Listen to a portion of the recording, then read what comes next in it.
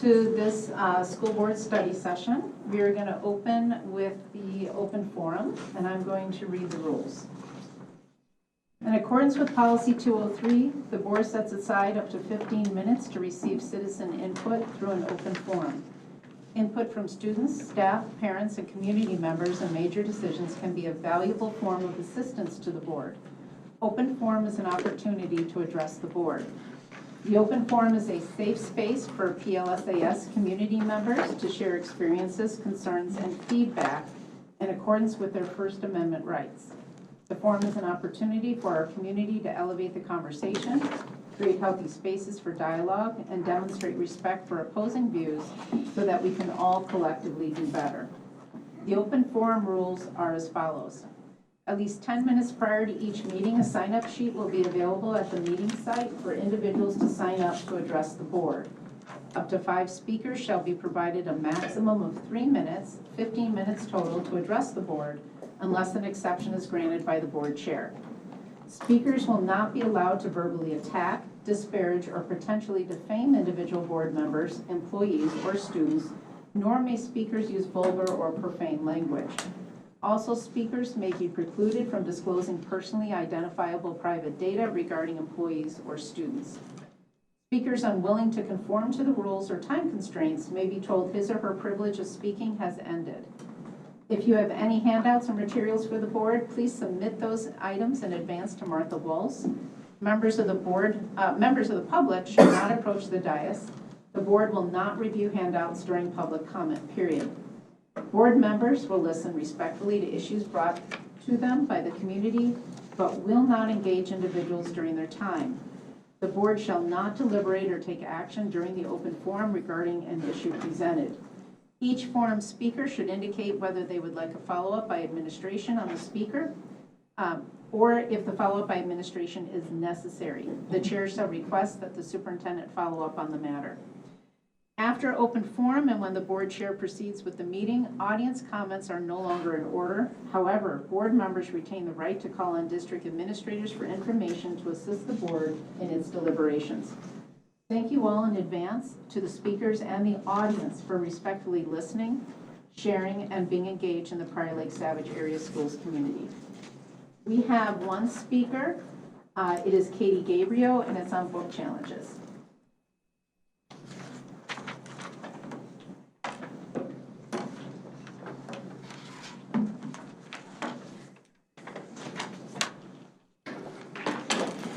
Good evening, Chair France, Dr. Thomas, and board directors. My name is Katie Gabriel. I use she, her pronouns. I live in Savage, and I have 2 students in the district. May 25th, 2020 is a date that is seared into my memory, the day that George Floyd was murdered. At the time, I found I didn't know how to process that horrific event. As a parent, I floundered with how to talk to my kids about it. A few weeks later, my then 12-year-old asked to read the book, The Hate You Give by Angie Thomas. I was hesitant to say yes, not 100% certain how they would handle some of the challenging issues and curse words that are present in the book. After some reflection, I decided to give my child the okay, and I decided to read the book along with them at the same time so we could talk about the story and the questions that would surface. The Hate You Give was the resource we needed to help us talk about some of the hard and hurtful things that happen in this world, and also about how to use your voice, be brave, and speak up for what you know is right. My understanding is that there's a current book challenge at the middle school level targeting The Hate You Give. Our media specialists are extraordinarily well-trained in literacy, intellectual and emotional development, and the school environment, and they know their community of learners. They build collections guided by Board Policy 606, which articulates how the district sees the library in relationship to the entire learning community.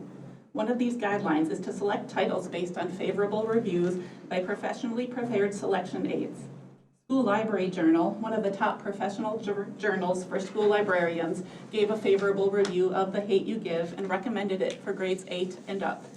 8th graders comprise approximately 1/3 of our middle school population. Professionals have determined it appropriate for this book to be on the shelves in our middle schools. Books are one tool that can help our kids thrive by providing them with the information that helps them to learn more about the world we live in and to navigate the complexities that they will encounter. Limiting students' access to books does not protect them from the hard things in life. Instead, it takes away one of the tools that can help them to navigate those issues successfully. Not every book is for every student. I support parents and guardians' right to talk to their students about whether or not this book is right for them. The question I leave you with is, how does one parent or guardian's right supersede another when it comes to telling me what books my kids can and cannot read in the public school? Thank you.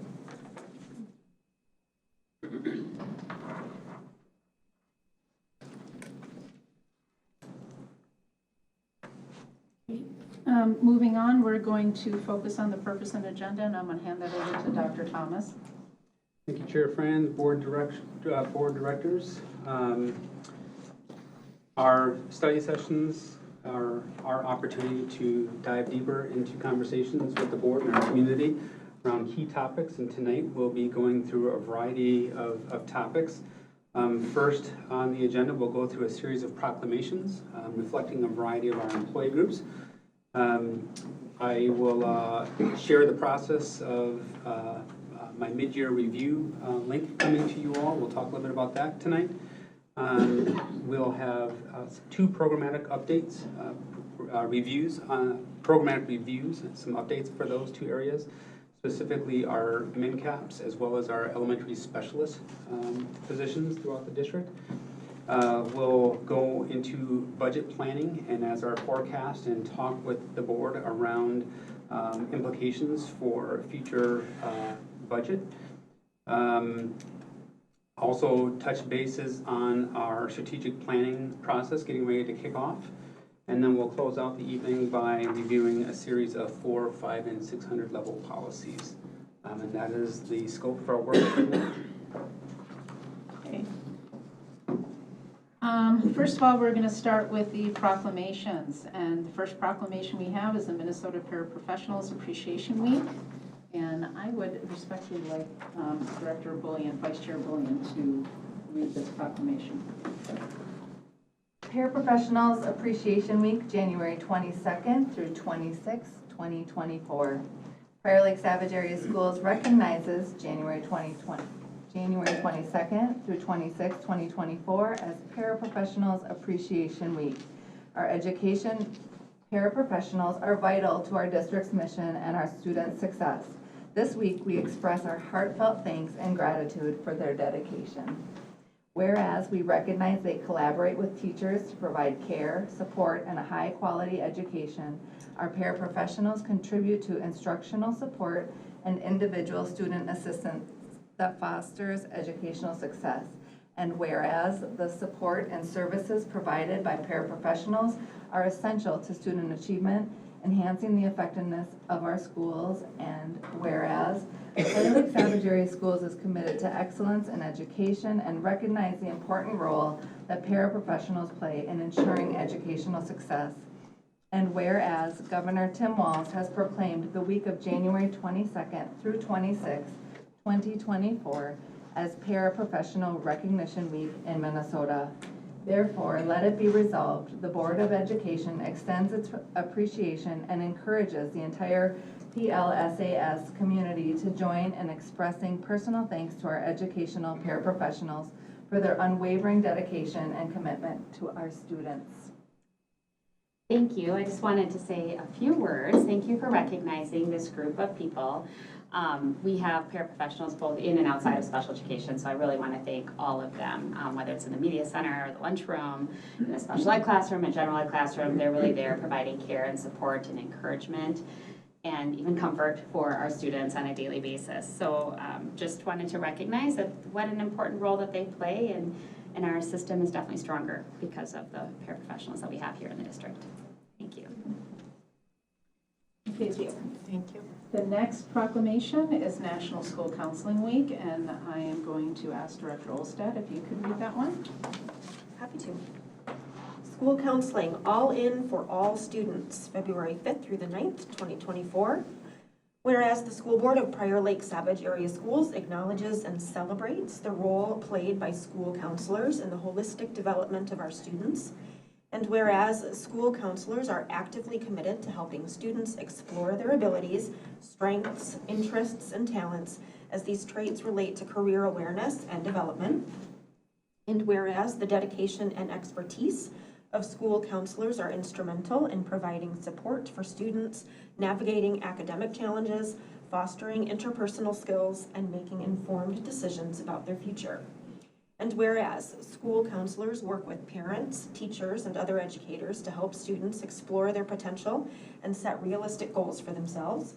And whereas school counselors make profound contributions to the academic, social, and emotional growth of our student body, promoting a positive and inclusive school culture.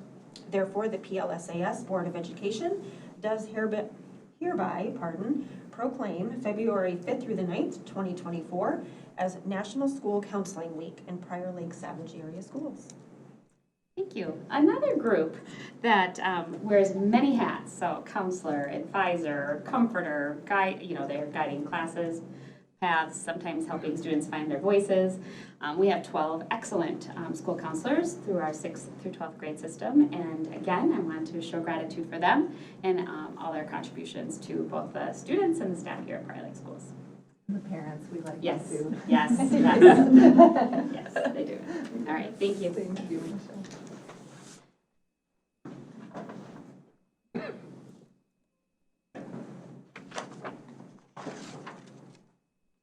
Okay, next on our agenda is the mid-year review and progress report, and I'm going to, One more oh, resolution. I'm sorry, one more, oh, that's right, about us. Very humble.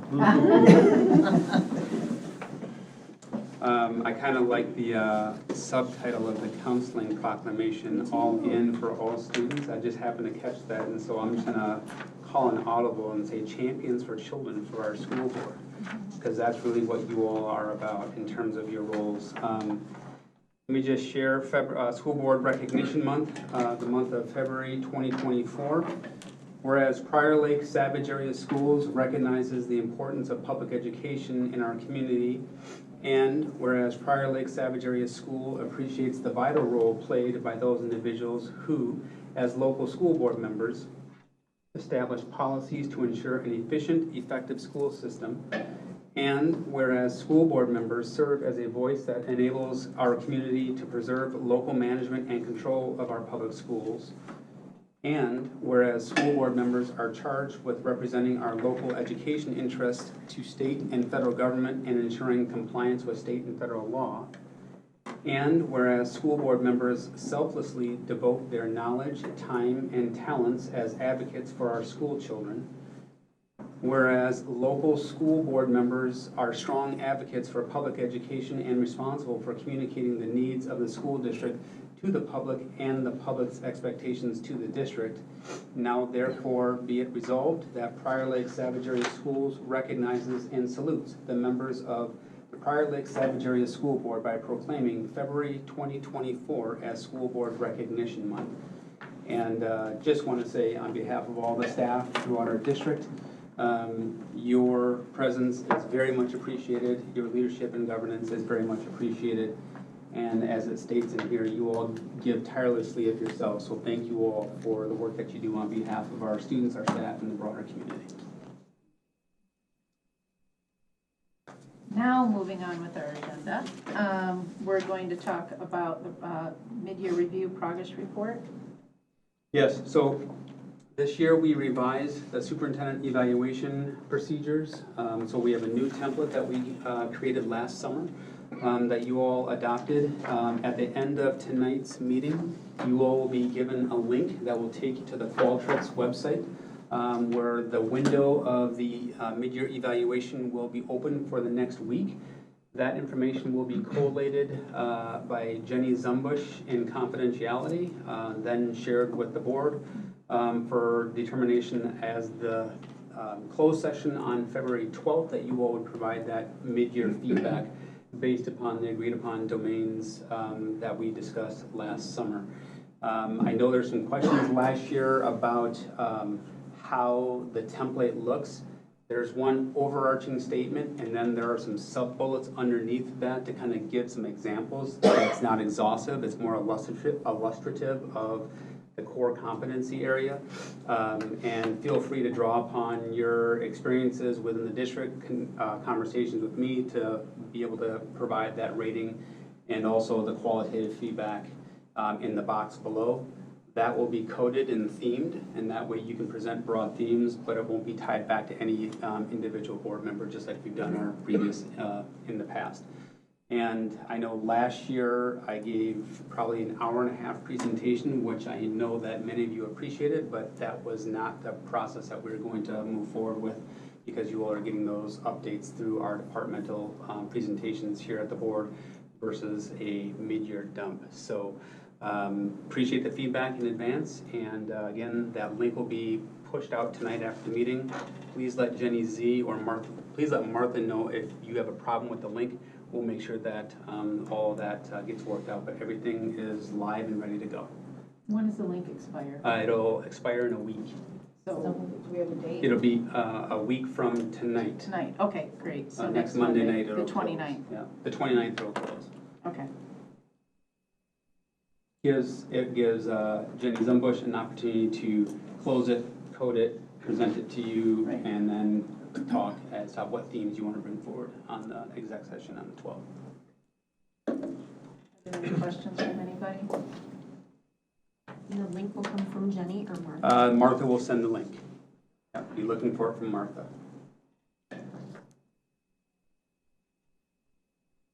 All right, with no other questions, we're going to move on to the program updates and the MidCaps program review.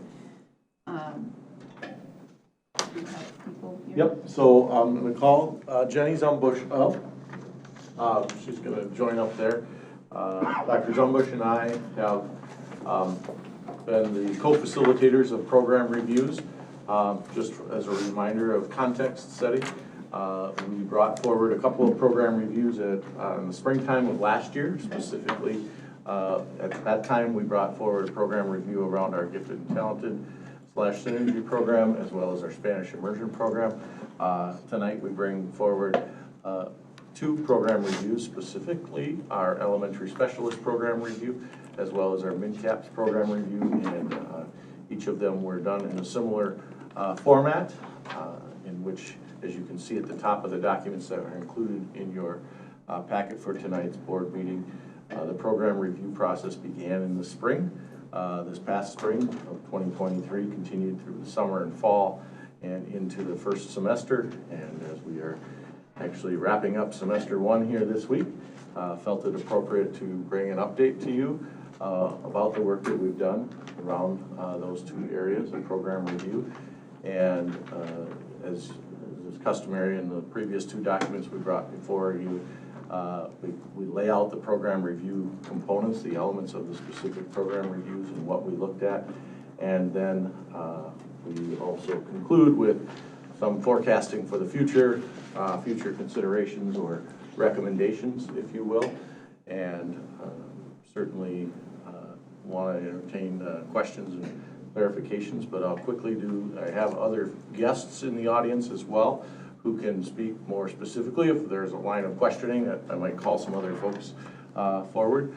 Specifically, I'll speak to the elementary program review. We have one of the elementary principals here, Mr. Glenn, who was one of the two principals who joined us in that work, and then a few of the teacher representatives from the various departments. Our elementary specialists include our music, art, our media, and our, I'm drawing a blank right now. PE, sorry, thank you, PE. And so, as you can see in the what we learned and what we looked at, we did a study of how different elementaries do conduct their specialist experience for their students in this study, and learned that there is no, as you would predict, no one way of doing that. And we did a comprehensive look at that across many metro districts, and then engaged in a conversation not only with representatives on the committee. So in each of those four areas, we had two folks represent their entire team of 28, I think, FTE currently, that represent these four areas across the elementary district. And so that group of 8 gave the feedback, did the study, looked at it, brought it back to their peers on multiple occasions to get input from their colleagues. And we really came out with, in our recommendations moving forward, that we will intend to maintain our existing model. And the next item on our agenda, as the study session tonight, we'll talk about budget as we move forward into the new year and plan for the new year. And we recognize that at this stage of the game, there really will be limited availability of additional resources to make any substantive changes.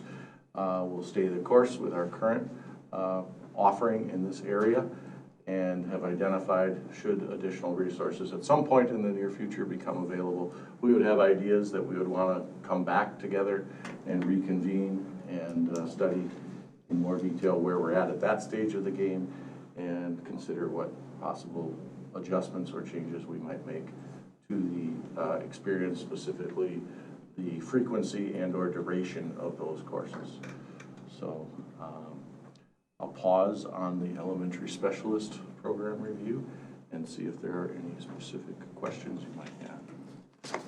I have a clarifying question when it comes to the music. So recommendations moving forward, maintain existing model, but then it says specifically maintain 1 music teacher per building.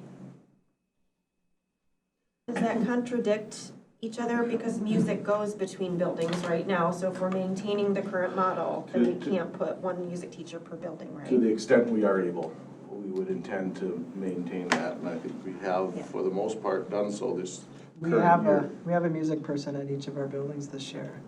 We've been kind of Some of them working. went between buildings. They do. They do. They do still do that. We have tried to create a schedule this year because of the demand of choral performances, different types of performances. It's been something that both admin and specialists together have tried to work to come up with a 7-building, 7-music person arrangement so that they do not have to share people to do the choral performances. We were able to do that this year. It doesn't mean that there's full-time music people at each of our buildings by any means. Some buildings have those.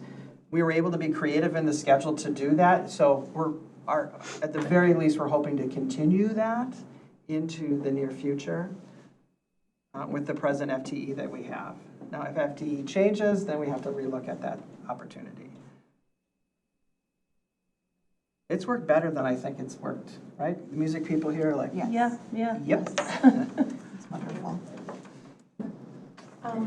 We discussed this at one of our teaching and learning meetings, and I apologize, I don't remember your name, but you had brought up some really great challenges there, and I'm wondering if you can refresh our memory on what we discussed at that meeting. I apologize, I do not have my notes, I have a new notebook. I don't have so- my notes in front of me Oh, either, okay, so because I'm not I knew sure there which was some sort of challenges you're- staffing challenges that you had brought up with, I don't know if it was sharing or if there's subs there, then you have to cover where then they miss Right. out on their specialist and. They pull us when we don't have enough subs, so.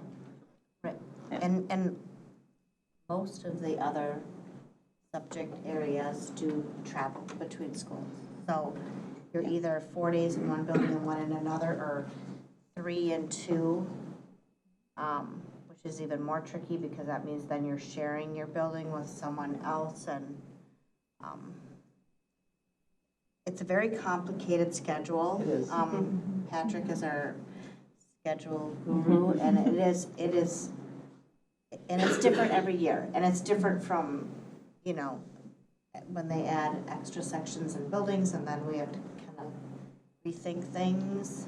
So, like right now, Hamilton Ridge is condensing classes at 2 grade levels because we have 5 sections of first grade and 5 of second grade. So those grade levels come to specialists in 4 groups rather than 5 groups. So Because that, there's not enough FTE Right. around to make that accommodation, so that everybody gets their own per classroom. right.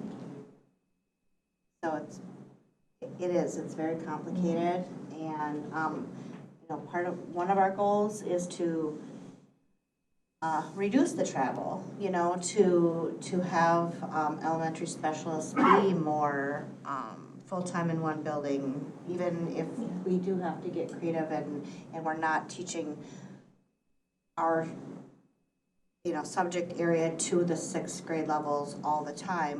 What other things can we do? Can we have small groups of some of our resource? We've talked about that, some of our Like life skills kids, like having CID, separate classes yeah. for those kids. Would that be beneficial? And one of the things we worked on this year was to attempt to the extent possible, and we did reduce the number of buildings that folks were in. We still had people that were in multiple buildings, but we had fewer people traveling to multiple buildings than we had the year prior.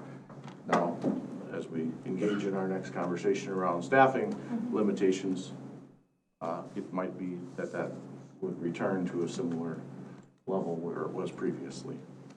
However, we would like to, moving forward, continue to reduce that. More FTE provides more consistent staffing at buildings where we don't have to share people. Relationships are stronger. People aren't moving all over the place. There's more consistency in all of the pieces that go with that. Less FTE when it's only about covering the specialist schedule and not having any wiggle room creates all of that movement. So. I think one of the biggest points that I made, I think in one of our first meetings, was that, like, when I was a kid, as a music kid, I had the same music teacher throughout my whole experience, and that made a big difference. And I think if that, I mean, ideally, that would be a great thing to have across the board, you know. Financially, that's tough, but Our present model Yeah. does not allow that to be the No. priority.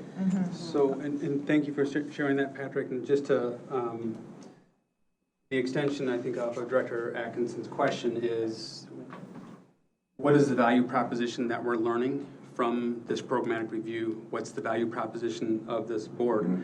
And if the prioritization around an arts aspect is important, or a PE aspect, or whatever the special, you know, whatever the specialist might be,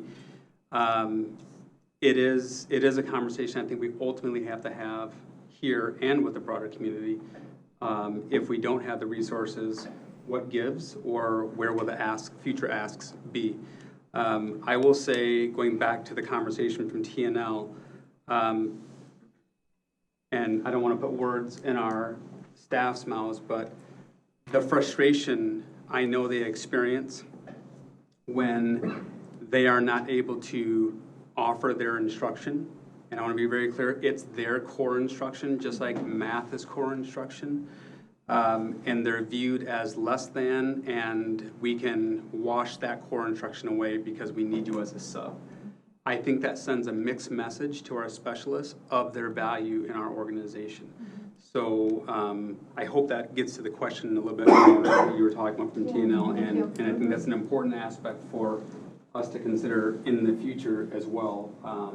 If that's our value, we need to structurally support that.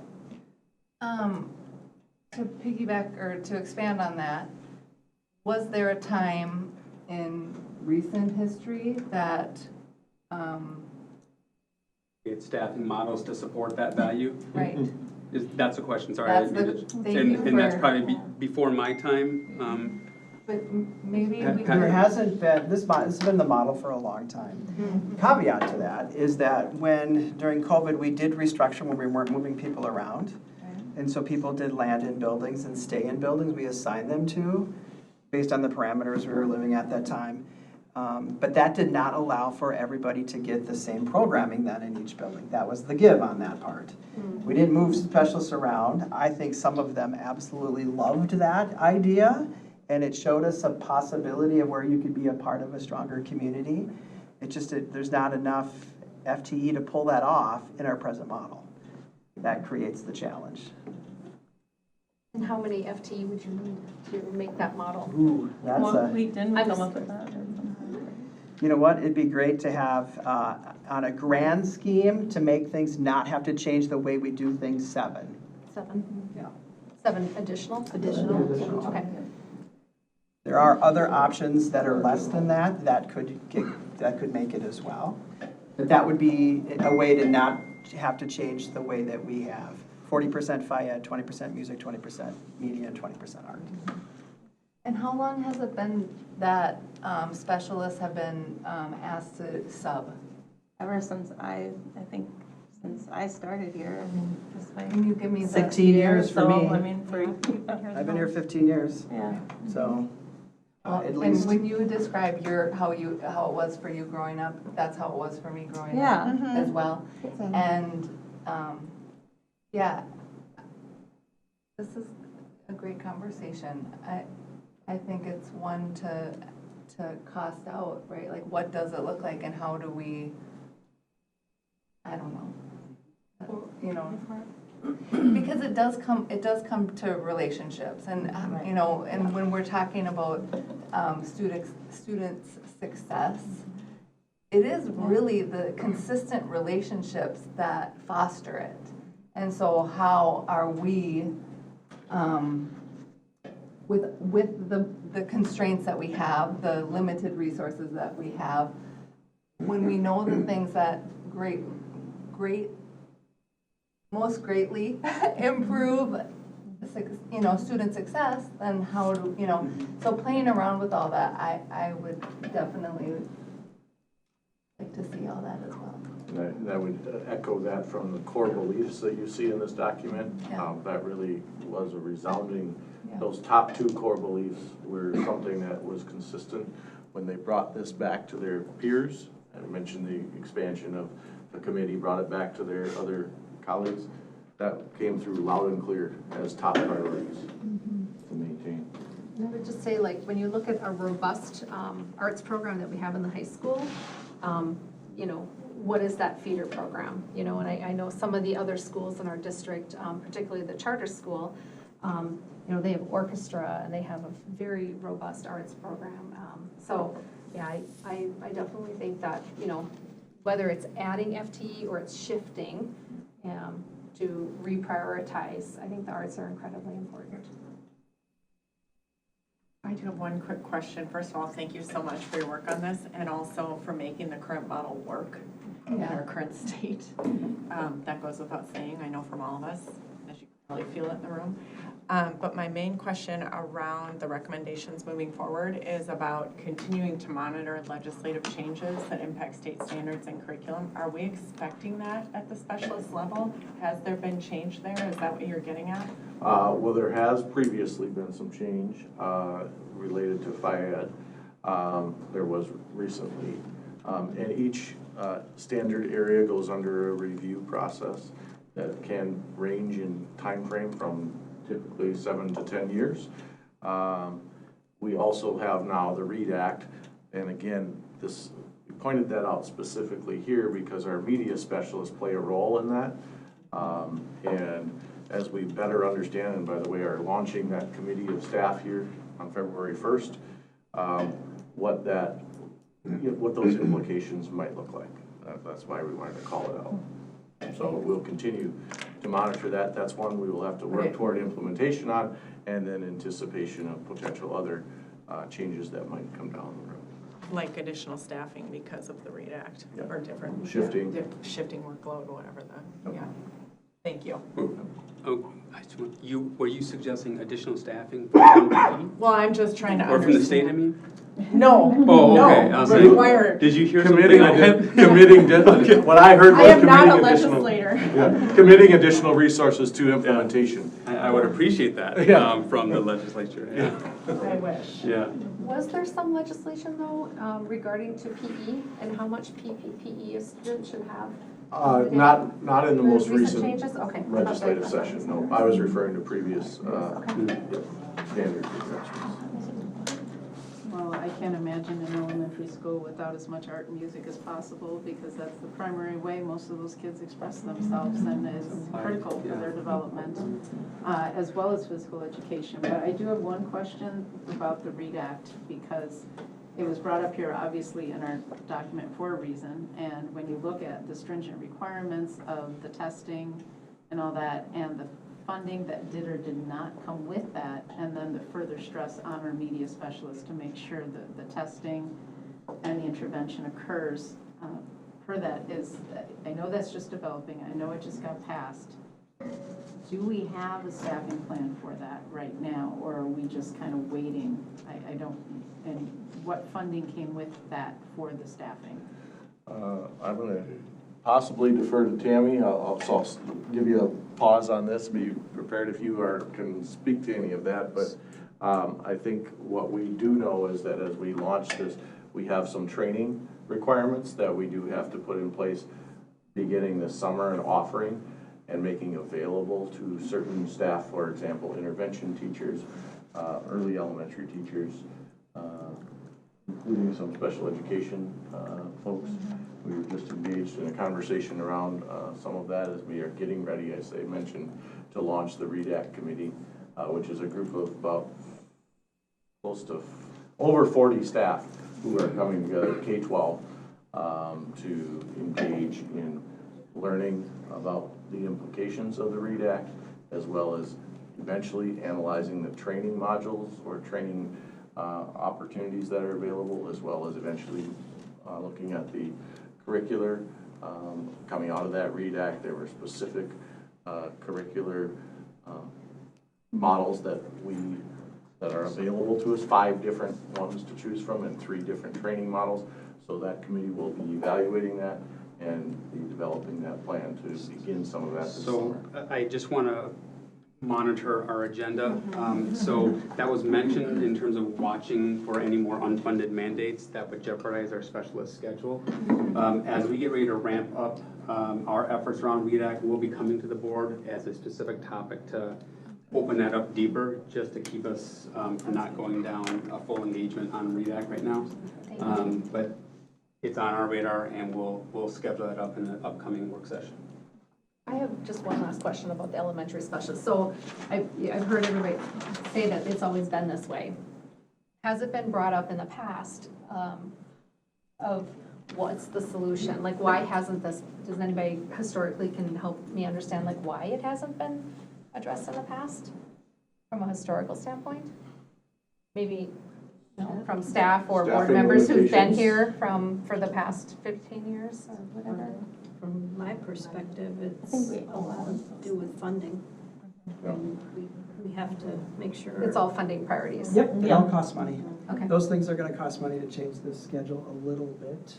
Not everything about it, but that has not always been the way that we can move forward with that.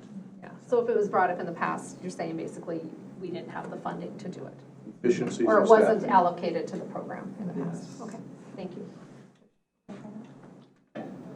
All right, we'll move on to the MinCaps review, and so you don't hear entirely from me, how about I turn it over to Dr. Zumbush to give the overview on this one? Sure. We had a similar timeline program review for MinCaps. Pretty complicated, and I think some of the same themes you'll see kind of showing up here. But for those of you who don't know, I know that the board has talked about MinCaps a lot, but MinCaps is the Minnesota Center for Advanced Professional Studies. It's the professional pathway program of Prior Lake Savage area schools in partnership with Farmington Public Schools. We kind of realized during this program review, it's a little bit confusing because why did we get the Min version of CAPS, but we did. So just clarifying that that is specifically referring to our program here at PLSAS in partnership with Farmington Public Schools. Very similar timeline you'll see there.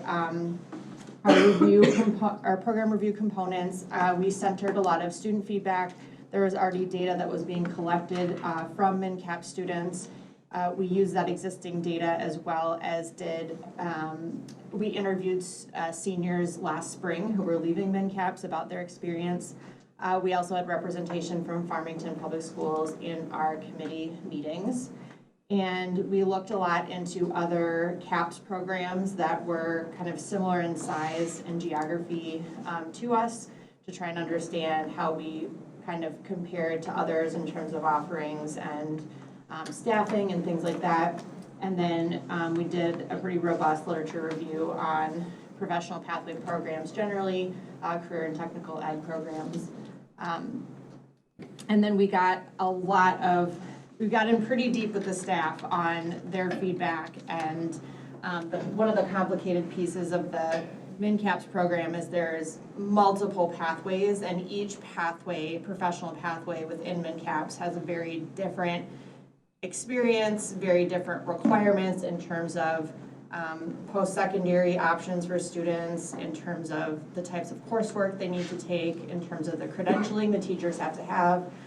So it's a very complex program. So it was a lot of kind of pulling things apart to try and really get the whole group in a full understanding of where we are and where we need to go.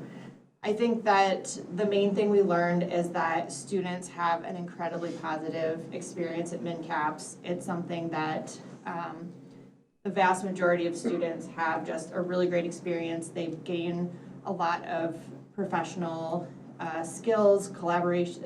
You can see the 3 C's, communication, confidence, and collaboration. We've spent a lot of time over there, and one of the staff members talked about the magic of MnCAPS, and it's really apparent there. The students are really engaged in their learning, and so it's really a special place over there. And the challenge is that the program has grown over time, and I think as you grow a program, it naturally, you do take on a lot of things in order to grow a program, and I think the program has grown, and it's now the staff are feeling the pressure and the strain of taking on all the things they've taken on. So there's a lot of conversations about how can we alleviate some of the strain on the staff there, because the current model isn't really sustainable. Knowing that, again, with our budget conversation, that we are unlikely to have a different budget scenario than what we have currently. So how can we, work within our current means to alleviate some of those stressors on the staff, as well as having a plan for how we can potentially grow the program in the future, given funding considerations. And just if I may add on a little bit to that particular talking point at this point in time, we are entering the registration season, as I call it, at the secondary level. And so we have been securing, the MnCAP staff have been securing interested parties who want to be a part of either continuing in the program or entering the program, and are working through a process to determine, because we are currently exceeding our capacity, both of the facility and of our staff capacity. So we are going to be scaling back and limiting some student selection, as is noted in that second bullet there, and recommendation moving forward in order to sustain with our current staffing levels. And how many students total? I'm sorry, I didn't interrupt you. It's inappropriate this time. No, this year we have 364, and we currently have 470 applications for next year.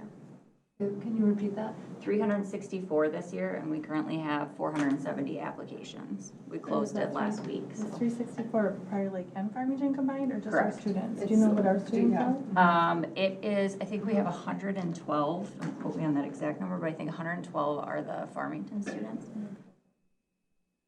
And one of the things that we are working through, and as we had these conversations, we recognize that in a program that is growing, there eventually reaches a point where it does reach its capacity.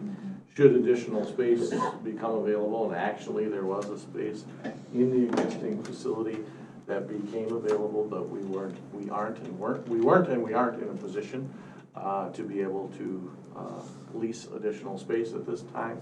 So that is a limiting factor for us, and we need to adjust our enrollment accordingly. So we will be, unfortunately, having to say no to some of folks, of our students who have expressed interest.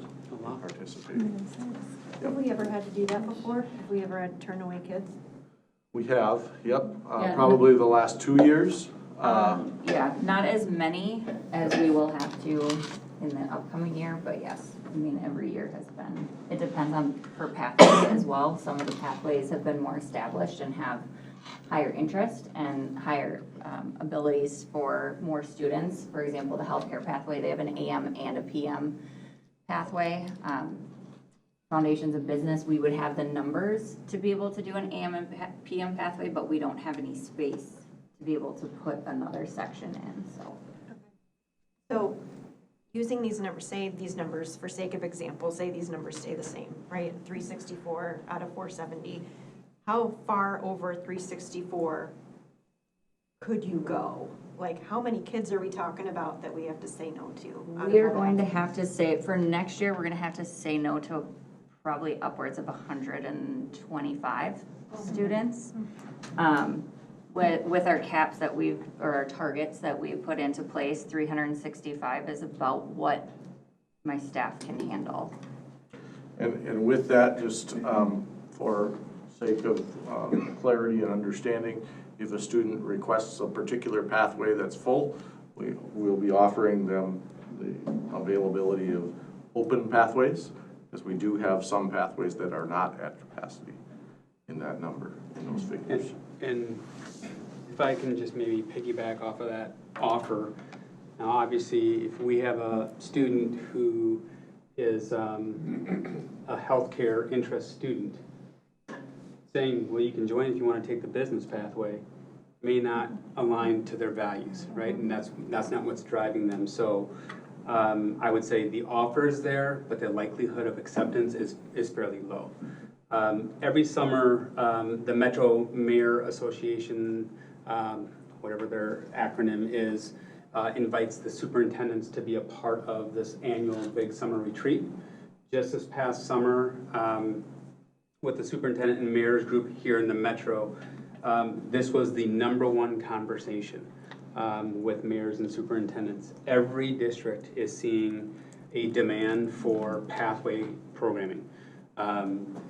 Obviously, for multiple reasons, the price of college is maybe unattainable for some, so going right into the workforce is a viable option to maybe save money while you can then go back to school. But we're also seeing the demand tied to worker shortage. We have many local businesses and CEOs that I've met with who need workers yesterday. And they are prioritizing their own proprietary training programs. For example, we have a large commercial electric company here in our district in Prior Lake, and very friendly to our MinCaps program in trying to ensure that they are specifically recruiting students from the Prior Lake schools and getting them into their 16-month program, and in 3 years they are full journey people, whatever. So it's a very viable option to start a life and live very well. So I think the demand is not going to go down. I think what Glenna and her staff are illuminating is that we have a program, that is highly attractive to students and families. And I would say partnering businesses. We've spoken at various chamber events, et cetera, and the demand continually grows.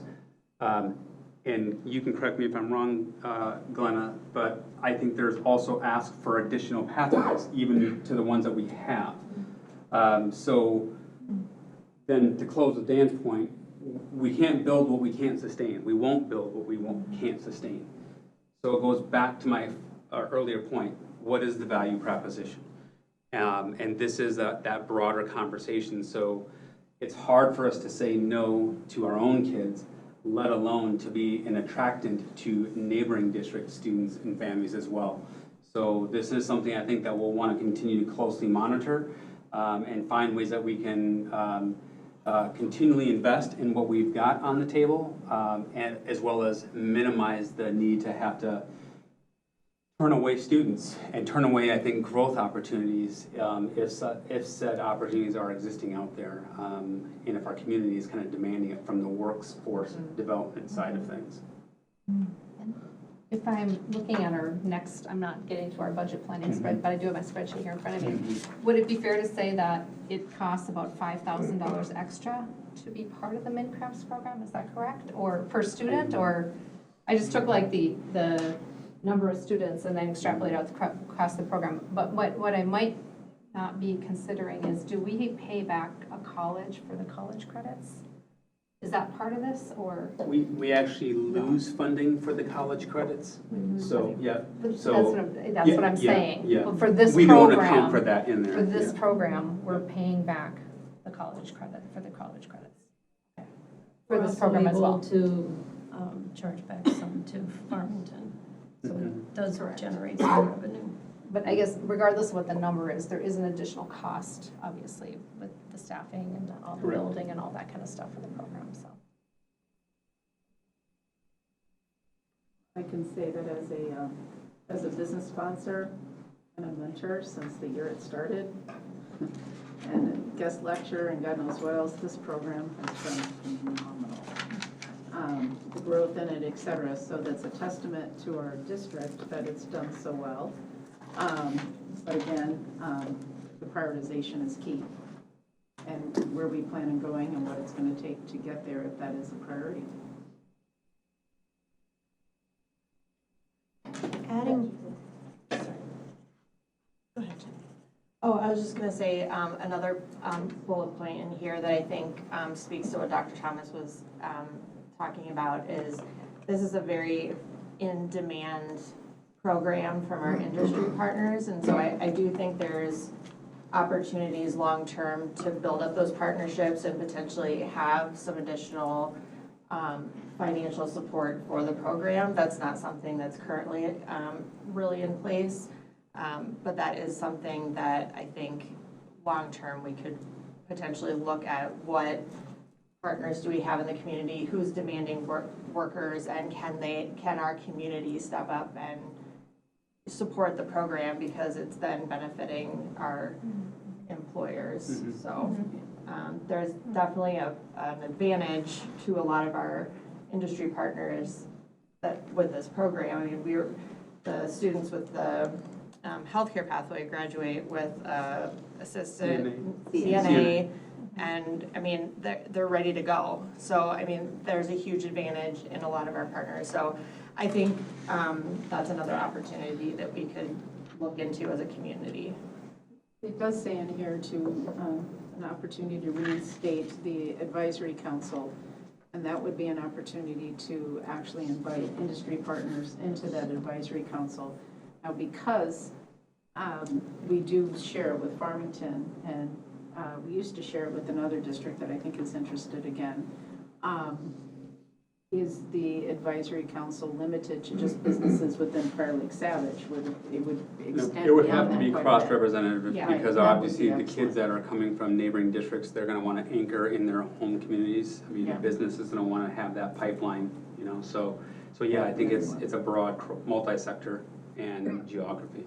And a number of our existing partners are outside of our district boundaries. Currently,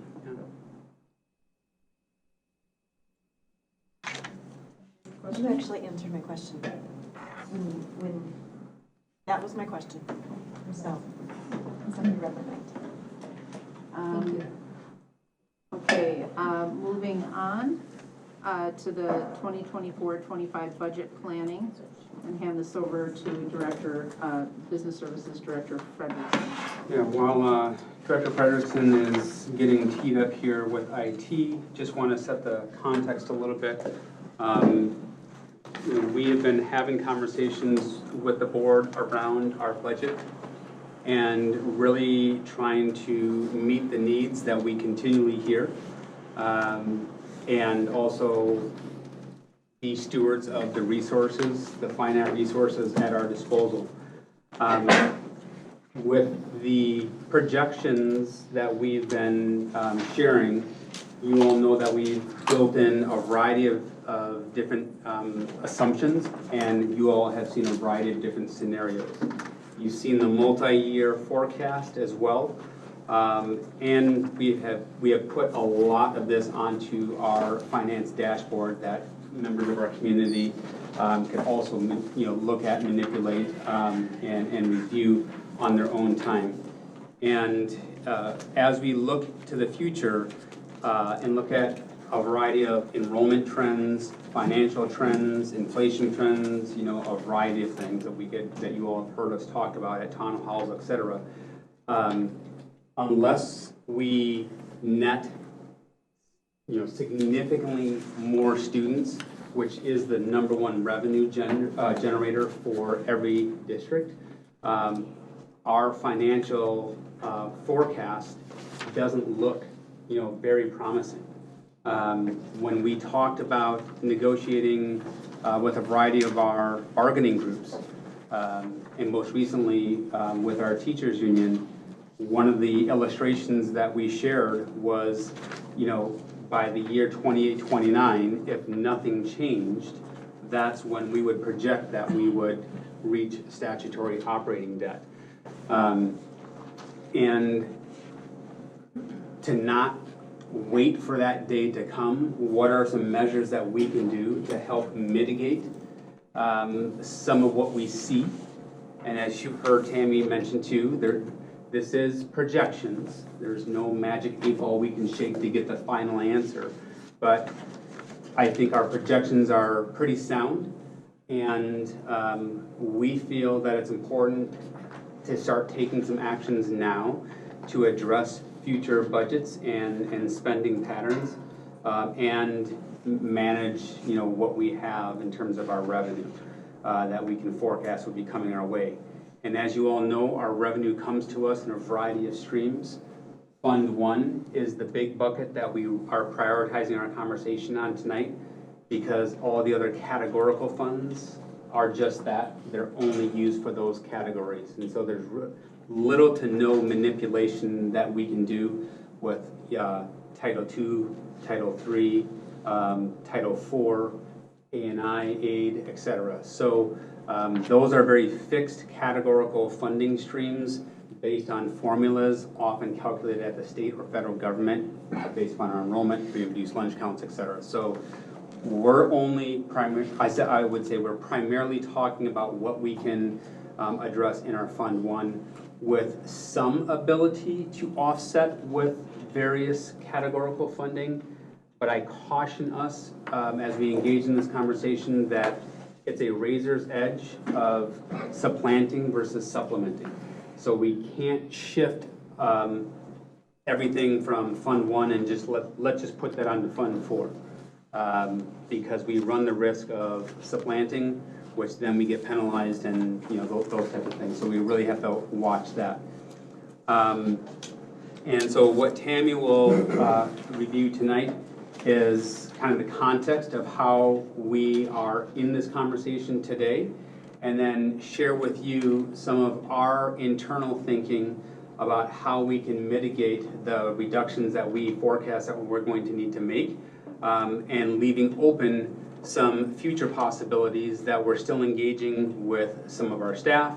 We'll be obviously engaging you tonight for any ideation that might evolve from this study session to look at addressing the potential delta that we are currently sitting at based upon some of our initial work as an internal team. So with that, our IT is up and running. Tammy, the floor is yours. First, I just wanted there's two spreadsheets in your board packet, and I just want to kind of really briefly go over them so you understand the context of where we're going to go in this next conversation.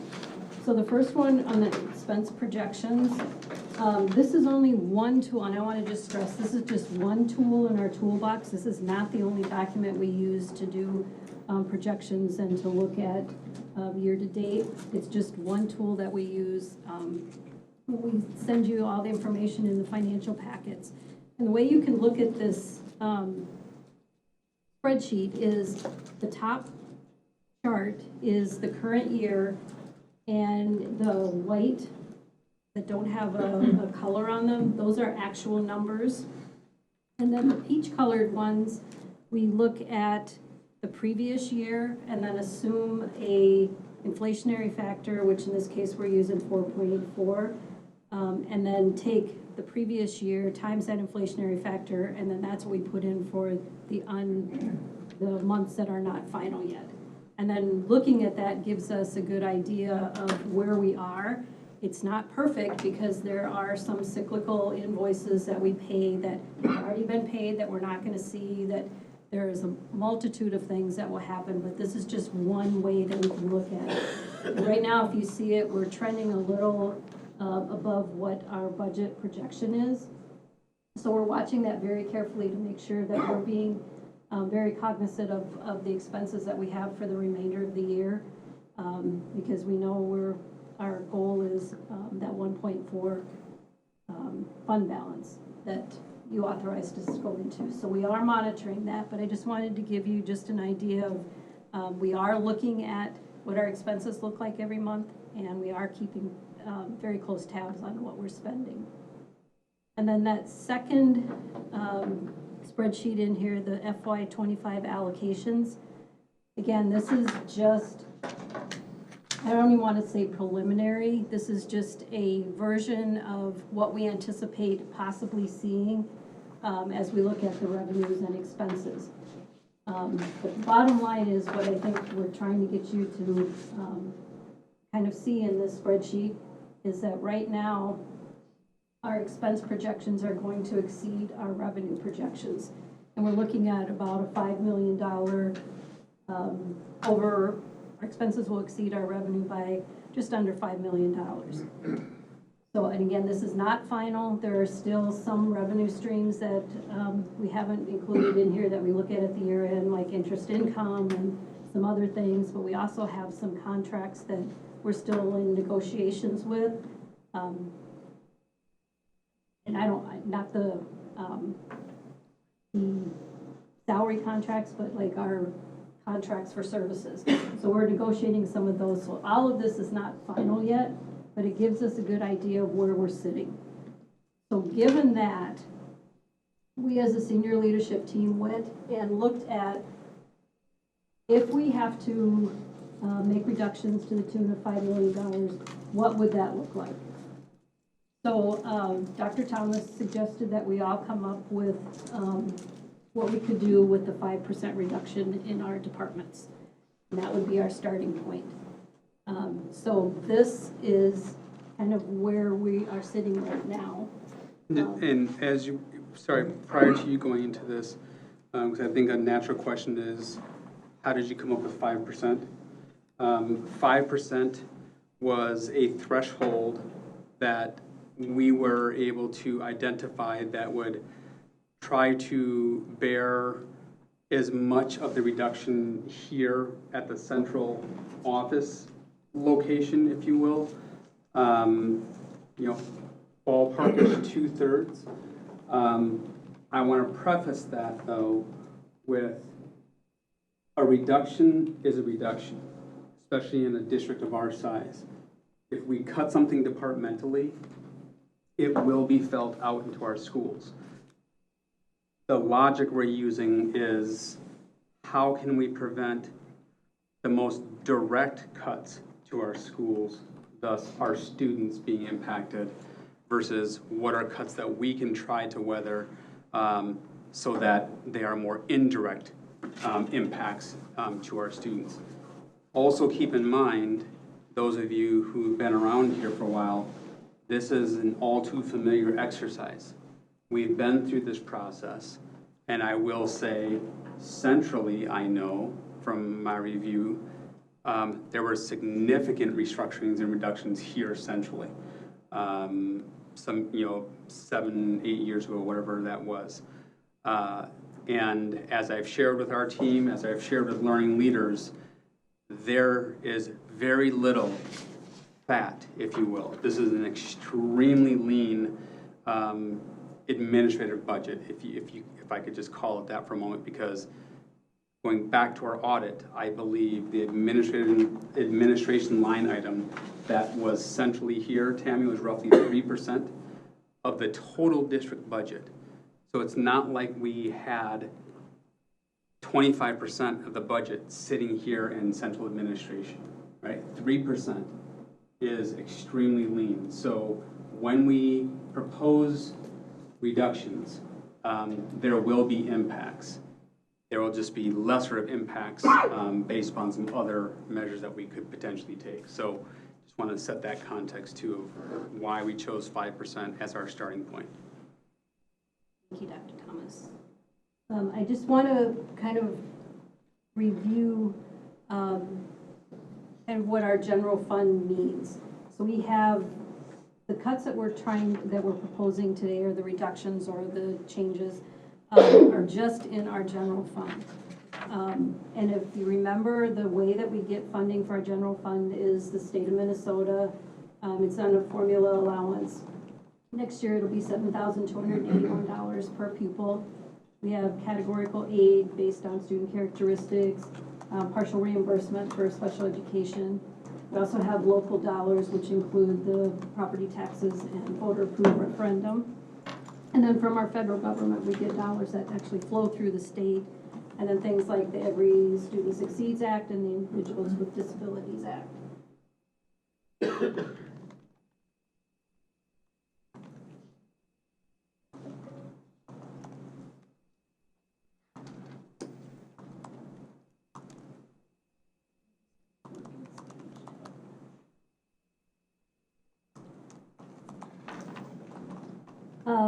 There are the general fund formula allowance. The revenue is set in state statute.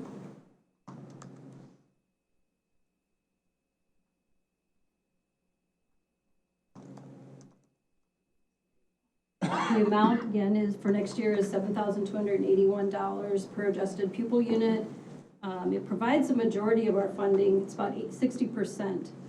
Most of the formula allowance dollars are not specified for a designated purpose, but it pays for things like classroom teachers, transportation, principals and assistant principals, school secretaries, building custodians, curriculum, and administrative and operational departments.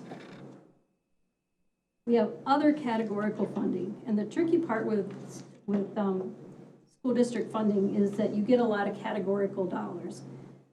These are examples of some of them that we get: compensatory education, English learner, operating capital, achievement and integration. All of these come with strings attached. You're not allowed to use any of these dollars for other than what it was intended to.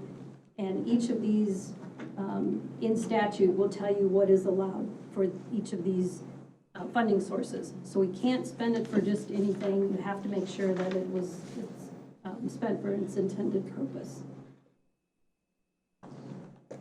And if we looked at the state funding. Tammy, sorry, can I ask one question really quickly? When it comes to the category funding, is there ever a situation where, like you said, I like to think of them as bozo buckets. You can't dump one and do another to, whatever. Is there any kind of situation ever where you could make a plea, like a formal plea, to do just that? No. Most of unless it doesn't specifically say in statute, but most of the funding that we get is in statute and very specifically names the things. I can tell you that there are things that we can, you have to use it to supplement, you can't supplant. So if there's things that we can maybe look at, could we fund something that we're currently doing in the general fund on this? We could look at, is that supplemental, or, and then you can kind of move some things from the categorical funding to the general fund. But for the most part, if it's categorical, it comes with very distinct strings attached to it. And it would take like an act of legislation or something They would have like to change that. the statute. Okay, thank you. But Tammy, is it also true that, like, for example, with the A&I plan, you can revise the plan to shift what that funding is you can used for? Yes. You can revise that But plan. again, there are very specific things that you can use it for. I believe you have to use 80% of it for directly student activities. You can have up to 20% for professional development and 10% for administration. Right. Yeah. But we have to submit a plan to the state. Yep. We can revise that plan, but again, you have to follow different. That's what I was, Yeah, that was the answer. So some revisions, and not all categorical funding is subject to that. I would also say precedent comes into play. So this supplement versus supplant. So if we were paying for a certain position 100% for years out of Fund 1, even though it might be eligible to be a fund or a position that would fall under, let's say, we'll just stay with A&I, under A&I, because we've historically funded that, it's not a new position, we would be challenged to take on 100% of that cost and just switch it over to A&I. So precedent also takes place. So just a lot of nuances, and so we want to like so I said at the beginning, I caution us in our conversations around manipulating categorical buckets, but there is some wiggle room to doing some of that. We've all talked about the additional funding that the legislature gave to school districts this year. While it was very welcome, there were also extremely long tails attached to them. We still have a funding gap. And again, all these historical funding sources that we got from the legislature has strings attached, it's categorical, so we really didn't see a lot of additional money coming into the district that is available to use just for our flexible expenses. So some of the things that we have from the legislature that we have to look at funding from this new money was summer unemployment insurance, earned safe and sick time, paid family and medical leave, increased rates. We have to provide cannabis and substance abuse education programs. There's additional graduation requirements, opiate antagonistics, menstrual products. We have some professional development that we have to do. So again, on this new money that we got, we are being told how to spend the majority of the dollars that we did get. And we also have other funds, the food service fund, which is Fund 2, and the community education fund, which is Fund 4. They're completely separate. We can't take Fund 2 or Fund 4 money and pay for teachers other than the statutory limitations that we have in each of the funds. So given that, if we look at each department's proposed reductions, again, these are proposed. There's nothing carved in stone. These are just merely discussion points that will like to engage you in conversations with what your priorities would be in some of these reductions. You'll see the superintendent and then the executive team, me, Dr. Edwards, and Director Herman all have proposed contract adjustments in our salaries. So that will be a reduction that you'll see from the four of us. Professional development. We've also listed the impact of what would occur if we made these cost reductions. So there are going to be impacts, like Dr. Thomas said, of what happens if we eliminate some of these funding sources. So the superintendent has identified $32,670 that he could reduce in his budget. If we look at human resources, again, you'll see the salary adjustment. And one of the unique things about Human Resources Department and the business office is that we do a lot of work for Fund 2 and Fund 4.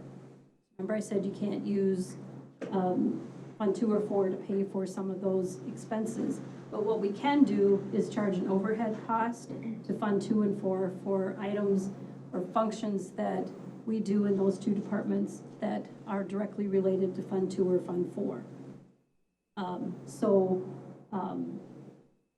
You'll see that identified in here as $39,000.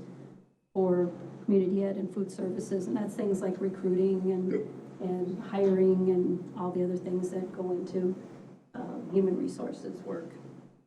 Again, there's reductions in recruiting, reductions in projects, move some of that EAP cost. So human resources was able to identify $109,510. Sorry, can you go back one? H1B is what again? Visas? International visas. Okay, thank you. And then the second one down where you say, I apologize, I'm not following the increase to. So we're going to charge, essentially we'll do, at the end of the year, we'll take some cost from the Human Resources Department, and you'll see it in the business office, and we're going to charge Fund 2 and Fund 4 for some of the work that we do. Like in my department, we do the audit. So we do the audit for Fund 2 and Fund 4. So we're taking a portion of the expense attached to that audit, allocating it as an overhead cost to Fund 2 and Fund 4. I know you explained that twice now. No, So it's thank you for that. The other thing we looked at was class size right sizing. And I want to stress this is not increasing class size, this is right sizing the classrooms that we currently have. So as we looked at the age progression, our first graders going to second grade going to third, and so on, we were able to identify some positions that we could have cost reductions on because of the right sizing. And essentially this means reduction of FTEs, but it's not going to affect our targeted class sizes or the discussion cap. They're still going to be within those targets and discussion cap. But we have some of the lowest class sizes this year than we've had in several years. So this would be right sizing some of those classrooms that have extremely low class size to put them back within the target rates. The business office, again, you'll see my salary, and then the overhead cost sharing for the accounting staff, and then our audit contract, and then reduce some PD. So that's reductions of $54,506. The academic services, again, Dr. Edward's salary on here, and then he is proposing a reduction of 1 FTE for a differentiation specialist. And we'll have conversations about all of these as we finish up this, but I just want everybody to see kind of what we're thinking. So he has reductions of $145,316. We look at student support services. She is proposing that we reduce 2.8 directors to 2, some reductions in teacher and paraprofessional, and then reallocate. Right now, we have to pay tuition for students that are attending outside of our district, and there is a recommendation from MDE that we use our federal dollars to do that.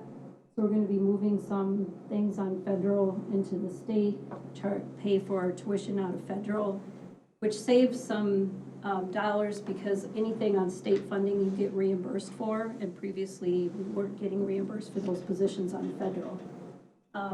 The one thing to be cautious of is that by increasing the what we spend in the general fund, it also increases our maintenance of effort requirement. There is a maintenance of effort in special education. The requirement is you can't spend less than you did the previous year, or they essentially take that difference away from you, which is kind of counterintuitive, but if you don't spend it, they take it away.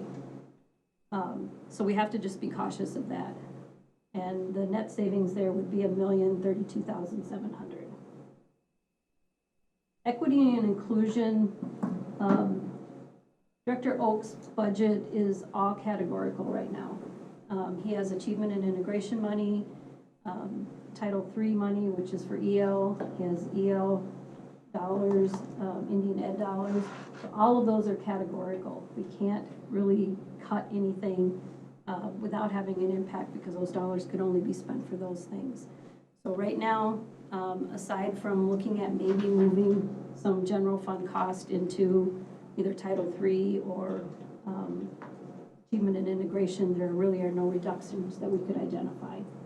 Tammy, with the ANI plan though, couldn't you, if I remember correctly, put para support in instead of, let's say, I'm just using this example, don't quote me, but I know professional development was one area.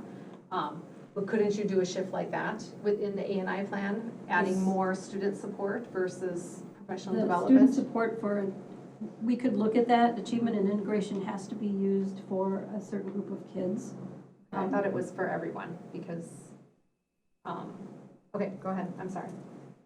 So we could look at if there's things that we could swap out.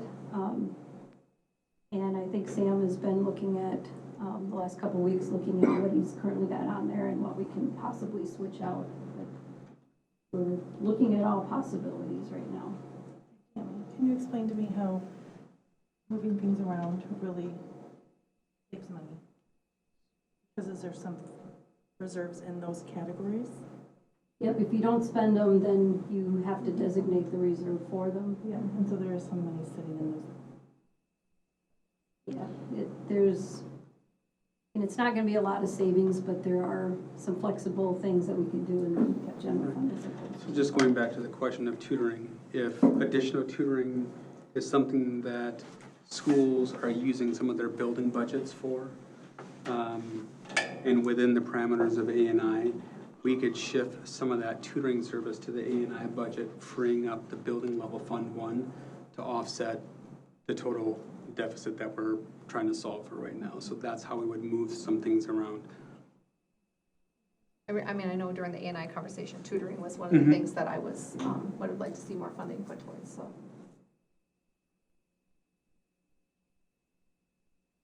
Assessment and improvement, Dr. Z doesn't have a large budget, but she has identified $42,800 that are possible reductions from her budget. Operational services, there's reduction of some FTEs for custodians. You get to about $132,500 for reduction. Communications, there is some fees for service. And then there's also going to be some things that we wouldn't be able to do. Reduce some printing, reduce some postage and supplies, for a total reduction of $24,000. Technology, identified some software reductions, some, basically, I guess it's all software, for $187,950 reduction. Which, if you add all of those together, we're at about 3.5 million. And so we're still looking at $1.3 million that we would need to find some reductions for. Can you move up to the screen below that? I didn't get the screen right above this. Sorry. And the other question, you know, we have a school board budget. I mean, it's a small budget, but I think this year we're budgeted $185,000, and last year we used $127,000. I mean, I don't even, be real honest with you, I'm not even sure what's charged against that budget other than our salaries, which is about $50,000. So would there be some cost savings there? I'm not sure where the money goes if we don't use it. So You know what I mean? a bigger chunk. I mean, it's a small amount of money, but right, I mean, but as a bigger everybody's making portion of cuts. your budget goes for our district partnerships with MSBA, AMSD, and those are professional affiliates that we have. You all know that we reduced from C, so that was about $12,000 savings in this year's budget. So that comes out of there. There was a small line item of professional development times 7. That was a slight reduction there. And without looking at your itemized, I don't know, can you think of any other bigger it's the last contract page. services Yeah, are in there, part of the contracts. audit is in there. It's in your budget is on the It's on last the last page page, of yeah. the financial. That's why I saw it, and I Yeah. recognized that we only spent $127,000 last year, we're budgeted $185,000 this year, so. So we've also listed some items that we can consider for either revenue increases or expense reductions. We talked about increasing fees, and we also talked about charging families for the ACT test. Tammy, before, just to clarify, some of you are like, fees, what are fees? So this would be like our student participation fees, just to give some specificity. So that's what the fee structure that we're talking about. Gate fees, all, you know, a variety of things that we might be able to. Does that include like, are you thinking of also like, Sports. if you rent out a facility, like, I mean, being on the board of the Prior Lake Players, we rent out the theater. So that would come through I'm not community on- education, because they handle all That the goes to leasing, so that'd be community Fund 4, so we wouldn't realize that. That in here, okay. We could charge families for ACT, although it's not recommended, and we still would not be able to charge families that are on free and reduced lunch. And then some of the expense reductions that we've talked about, and again, these are just conversation points and for discussion. We could increase walk zones, which would reduce the number of buses we need. We can review one-to-one device distribution. We could close one of the pools at the middle school. We could increase class sizes, because you saw before, we were just right-sizing, we weren't increasing. We could increase class sizes. We can review the print services and how printers and printing is handled. And then there are some targeted staff reductions that we could look at. So those are the ideas that we've come up with. The senior leadership team is here to have conversations if you have questions about them. And we would love to hear what you just don't feel right about, or if there's things on here that we can certainly add to. Differentiation specialists, or would that be an FTE that we just hired? It would be the latest FTE that was added at the June board meeting. Can you help me understand when you say, because if I'm being real honest, I don't like any of these ideas, but I appreciate all your time and energy you put into them, and these are really hard conversations. When we're talking about increased class sizes, we wrap some high-level numbers around that. Just ballpark, and again, it would kind of depend on the distribution, but real back of the envelope, high level, increasing class size by 1 would get you just under $1 million savings. And that's K-12. And I would say that I would advocate for not increasing at the high school. Our high school is already sitting at the top of our caps. And just given the complexity of a high school and other factors that we're leading through, I would recommend a K-8 conversation, which obviously brings it down maybe closer to the 7 range, give or take. But we've got bandwidth there, and to your point, Director Crosby, none of this feels good. I would like to say no on all of these, but we know that we're going to have some conversation about where we're going to make some reductions, but I would push the board to consider a narrower band based upon where we currently sit with class sizes at high school. And just as a refresher, I want to understand, so our general fund, how much, were we at, what percentage, I should know this, what percentage were we at based on our original budget versus this $5 million difference? Do you know what? Our general fund balance. Oh, the general fund balance? Sorry. Yeah. We finished the audit last year at just about 14%. If we in fact have $1.4 million out of fund balance this year, it'll bring it to within the 8 to 13%. It'll be probably close to the 13. Tammy, can you help me understand how we went from 6 months ago, you know, making these investments and feeling like we were able to dip into the fund balance versus now here we are talking about making $5 million in cuts. Like, just from a business standpoint, seeing so much yin and yang in forecasting is just, I don't see it like in the world that I live in. And I guess, you know, I never voted to approve the budget. And I think part of it is because I wanted to see that 2 to 5 year forecast so that we could see what the implications were for these, the $1.5 million that we were investing in our district. Or it was more than that, it was like 33 positions. But it just seems, I guess I'm having a hard time wrapping my arms around, well, we just hired this position, now we're gonna cut this position, like you said, Jess. I just don't understand, is this typical, or did something else change that got us to this point? Something dramatic in the last 6 months? When we made the decision to add the positions last year, we had identified some very distinct needs, and we were trying to address those needs. I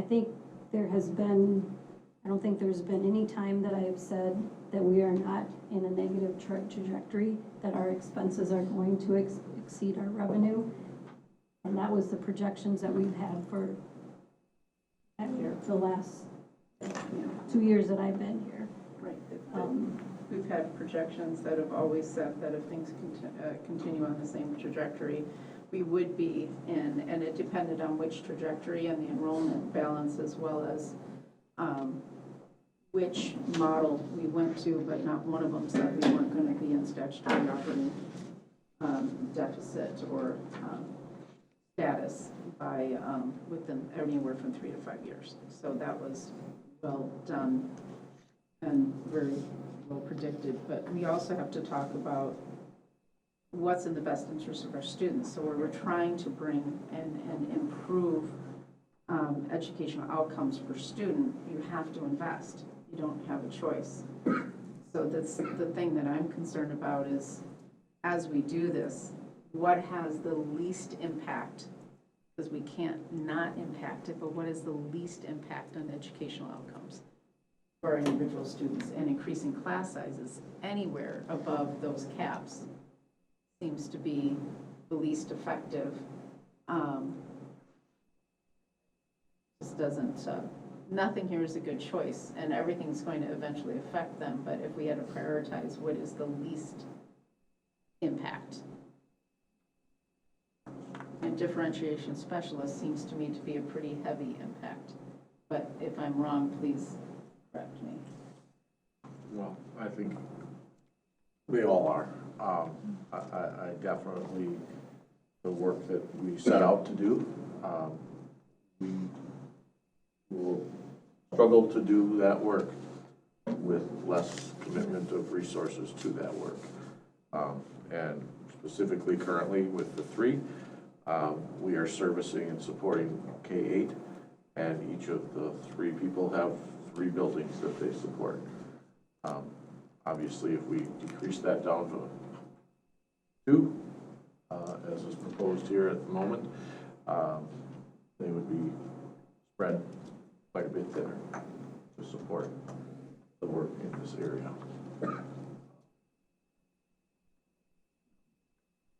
And then I have another question. So I was looking back at, so in 2017 seems to be about the year that we had about the same number of students, about 8,600 students. And in 2017-18, we were spending, our expenditures were 85 million. And now we're looking at spending 122 million, which is a difference of $37 million. Again, what has changed if you're educating the same amount of students that it costs $37 million more to educate the students? I understand there's inflation, I understand that there's, and then also, I think I had sent this form out, you had sent it to me, Tammy, and I think I had sent it either to Chair Crosby at the time, about the FTE, the full-time equivalent, employee by type. And I went back and looked at from 2017 to, this is only has 22 in it. I'd love to see 23, 24. I think that would be helpful. But back in 17, we had 520 FTE. And in 2022, we're at 604. So once again, looking at this, educating the same amount of students. And then it's really nicely broken out between administrative costs, or administrative FTE went from 19 to 40, so that's almost doubled. Support staff went from 76 to 69, so that actually went down. Special ed went from 72 to 88. And then classroom teachers went from 352 to 407. So, I mean, just looking at this from an overview, it would feel to me that the administrative staff is the one that doubled within the last 2000, since 2017. Just a point of clarification on that administrative staff, just historically. In how we code our FTE, Emily, maybe this is more to you, a differentiated specialist is going to be counted as administrative because it's coming from district, or what positions? It depends on the STAR report coding, so a lot of those changes in that are because different positions and different codes move categories quite significantly, as you can tell from that, because we haven't significantly added those FTE and administration in our org chart by any means. Also, I would have to have a better understanding what the report is, because we definitely have more than 600 FTE. Well, it's in 2022 is where it was, this is the Yeah, last I mean, report that I just got. last year, we were at, close to 1,100. So I don't know what that FTE is calculating and where it's pulling from or what it is, but if that's from the STAR report, every single year, they have different classifications and categories that change Oh, it each year. says, the source is MDE STARS data. So every single year, there's changes in that. So when you compare year to year to year to year, especially when you go back that far, there's so many different changes that we would have to look into, investigate, to really dig into why there's that difference. But I can say from an organizational org chart, we have not doubled our administrative. It would be more so, did they reclassify assistant principals under that category? Did they reclassify coordinators under that? Deans, counselors? It really just depends on the coding and the classification where it changes to. So we would have to dig in a little bit deeper into that to figure out when those changes happen in the STARS manual versus how it's showing up in that report. Because we don't control how MDE governs those categories. There's also a big switch when MDE switched away from PELSB. And a lot of different things got coded differently based off of legislative changes that they needed to be able to track things in different ways. So a lot of changes have happened statutorily since 2017 on how we have to report and who we report. And just like the beauty of the English language, every word has a different definition depending on who you talk to. So what we're referring to as administration is probably different than that report, and what's different in a different report, and so on and so forth. So we'd have to just make sure we're speaking the same language. Yeah, and I understand, and I agree with Chair France. I mean, we really truly have to be just so cognizant about how does the money that we spend, how does it improve student outcomes, and when we're looking at these changes. The other thing I just also want to note is that in reviewing the budget process, I know I expressed my concern with it before, that I didn't really understand why we do the budget process, how we do it, and why we do it the way we do. And my understanding is that as the board, while I appreciate this, visibility to all this, isn't it our responsibility as a board to set the budget parameters, and then it would be administration's responsibility to hit those budget parameters? Is that correct? Is that my understanding? Correct. So you all would give kind of like the boundaries of your value propositions to say we value XYZ funding or percentage of funding to go to programs or to go to supports or whatever, and we would work to adjust the budget according to some of those big parameters, which is what we're trying to solicit with you all here tonight. With our initial thinking, where does this fall in terms of value proposition for the board? Because ultimately, you all would say, yes, these are reductions that we feel that we should take as a board, or no, we would like to see you address that more so in this area, or less in this area. That's, so to answer your question short, yes, and that's what we're learning from you all tonight. Question I have is, again, you know, I have a great appreciation for all the departments going through and trying to figure out where they can do reductions. That is, you know, it's incredible. I'm wondering if there's been any like out of the box kind of like, what it seems to me as we went through those things, it's taking everything as it's already, you know, structured, and making cuts from the current structures. And I'm just wondering, just in your, you know, in the conversations that you will have as senior cabinet, even you, Dr. Thomas, just coming from different districts and all of the relationships that you have with other superintendents, looking at something that might be completely different instead of just taking a current structure and trying to do a 5% decrease. And I'm just, it's just kind of a thought that popped in my head because. Yeah, I would say, if I can reflect your statement and question back to see if I'm understanding that. So what you're seeing tonight is more of your standard linear approach to reducing a budget by a set percentage, okay? And you're asking, are there, my word, innovative ways or things that you could do to control for expenditures, okay? That's kind of what I'm hearing you ask. And am I in conversations with neighboring superintendents around the types of things? So I will say this. When you face budget reductions, in my role as superintendent, in my role as principal or central office roles, it's purely a financial exercise. There is no innovation.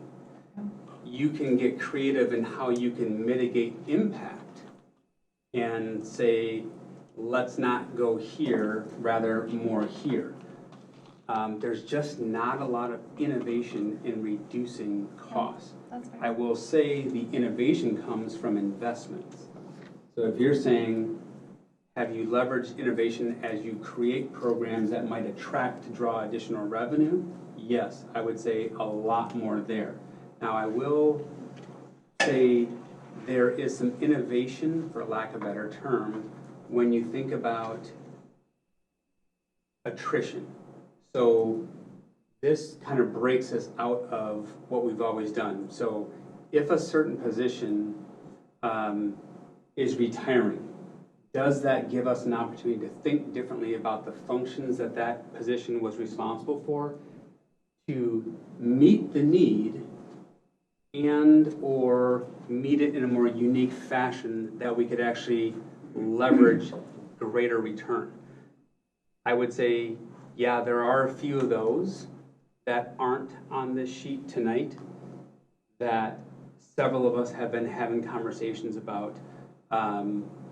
Potential FTE mergers, programmatic design mergers to create better efficiencies, I think to have better supervision, if you will. So we are thinking innovatively as attrition kind of allows us to doing some of that, because then we can completely restructure something with minimal impact, because now we've got a kind of a green light to just go. So I would say that's where you'll find more of the innovation in a budget reduction cycle. Innovation breeds really well in a programmatic growth and investment cycle. So Dr. Thomas, when you talk about innovation, one thing, and this goes back to what I said about how does the money that we are spending increase student outcomes. In the business world that I work in, they have this amoeba concept, the amoeba concept. And the amoeba is your central business unit. And when you think about that, you think of that as like the student. And then you go out from there, like the spend that goes next to the student. So maybe it's the paras and the teachers. And the farther you get away from the amoeba, obviously the less impact that it has. And so thinking about it, I don't know if that's a way to think about it, but when you think about And I'm just gonna say something that probably nobody is gonna like to hear, but when you think about like new furniture at District Service Center, well, that's like so far away from how does that impact students?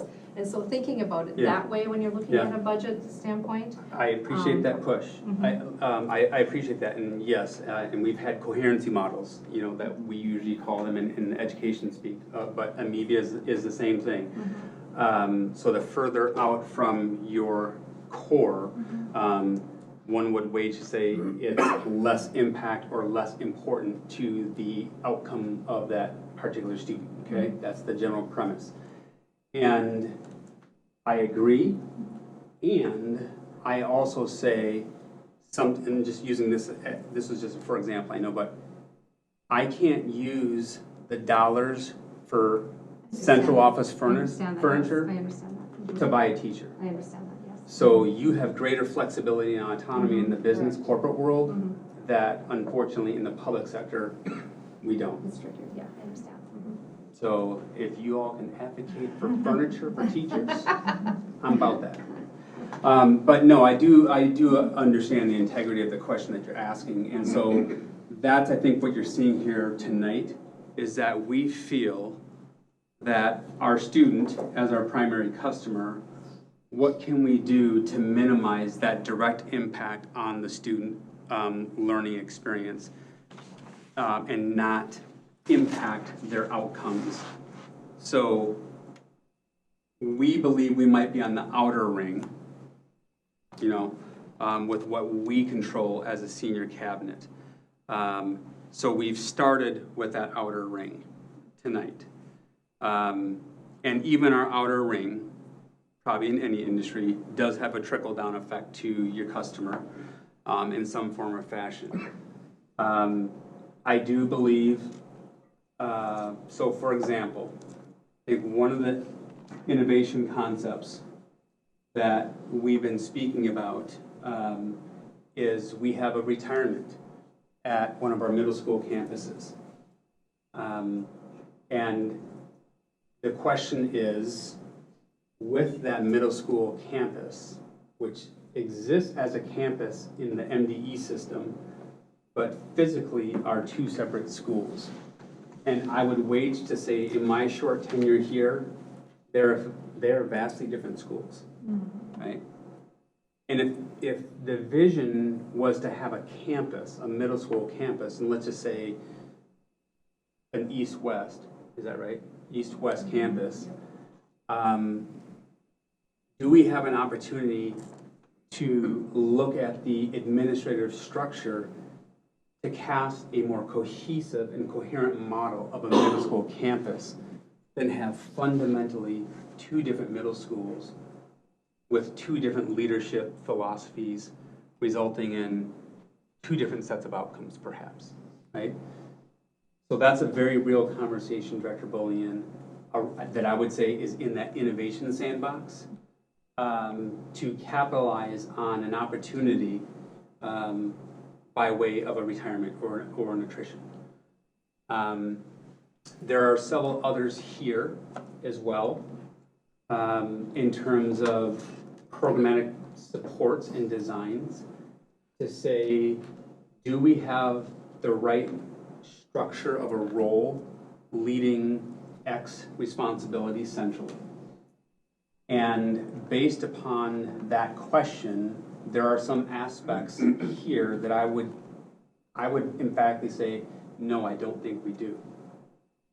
And can we leverage, and you can see the domino effect. If I tip the one campus domino, that might free up assets or revenue streams for me to do something different centrally, which then cascades, from our vantage point, multiple school impacts to strengthen the ecosystem of our schools.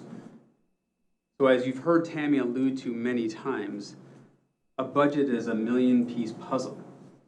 And every unique piece has a special place in how it fits, and you want to try to find the right combination. So some of these ideations that we're engaged in are predicated on some decisions that haven't been made yet.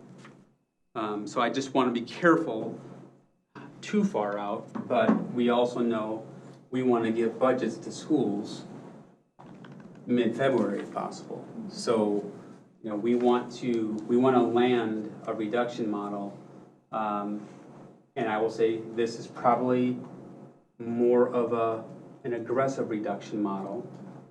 Tammy alluded to a couple other scenarios that are in play right now that might net a little bit more revenue and mitigate the reductions. I would rather plan for this, knowing that we're probably cutting what we need and or maybe a little bit more, giving ourselves some grace to make some decisions later on in the budgeting cycle. And kind of build our own temporary reserve, for a lack of a better term, for nuances that we just don't foresee. Could be another retirement that comes or something like that, and now we wish we would have had a resources to offset that savings to do something, you know, that kind of thing. So, and I think one of the concerns that, I'm sorry, go ahead. Sorry. One of the concerns that I have, and by the way, I like where you were going with that last one, but when you have attrition, you can save money, but there's also the cost of attrition. There's the cost of change. Training and change, yeah. Yeah, Mm-hmm. and the impact that change will have, again, on our students. Mm-hmm. And we have to have another buffer actually built in for that sometimes. And that's not what I'm kind of seeing considered here. So there's the cost of that change. And I know that's almost impossible to estimate. Yeah. But include that buffer potentially as we go I would forward? say I would say the buffer you referenced is in this number that we're projecting. There are some, I would say the buffer is probably a little bigger, but there are just some unknowns that we have to wait for some decisions to, maybe from some various employees that we are in conversation with, to see, can we increase that buffer a little bit to give us that autonomy to manage through the change aspect, the natural change aspect. So I'm comfortable with this projection to have a level of latitude that we could have an iterative process with the board as we go through the budgeting season. I wouldn't feel so comfortable if we forecasted interest revenues based on various investments that we might have and other unknown expenditures that might offset that. I think that's just too volatile of a market. So I've asked Tammy to stay in this more prudent space to give us as great of a buffer to manage the change of impact and future conversations with the board. And that's kind of why I'm a little nervous about touching that fund balance, just because we're going to potentially need that. We're always surprised. And I'll be very clear, share this at the Finance Committee.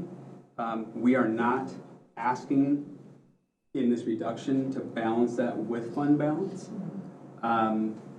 I believe this column on the right, through various conversations and value propositions for you all, we have the solve here tonight. The total solve is here tonight. Let's just go with one that we were charged about. Closing down a pool at the middle school, okay? That's about an $80,000 plus reduction, all right? So the mathematical exercise is very easy to do. But I think to Chair Francis' point, there's a massive swing on the buffer of change management on that. That's a revenue generator for us. You all know the pool community. Even if we offset that to say, well, we could even take it further, cement it, and then create a gymnastics community center, right? Now we might have additional revenue that could offset what we're doing with the pool revenue.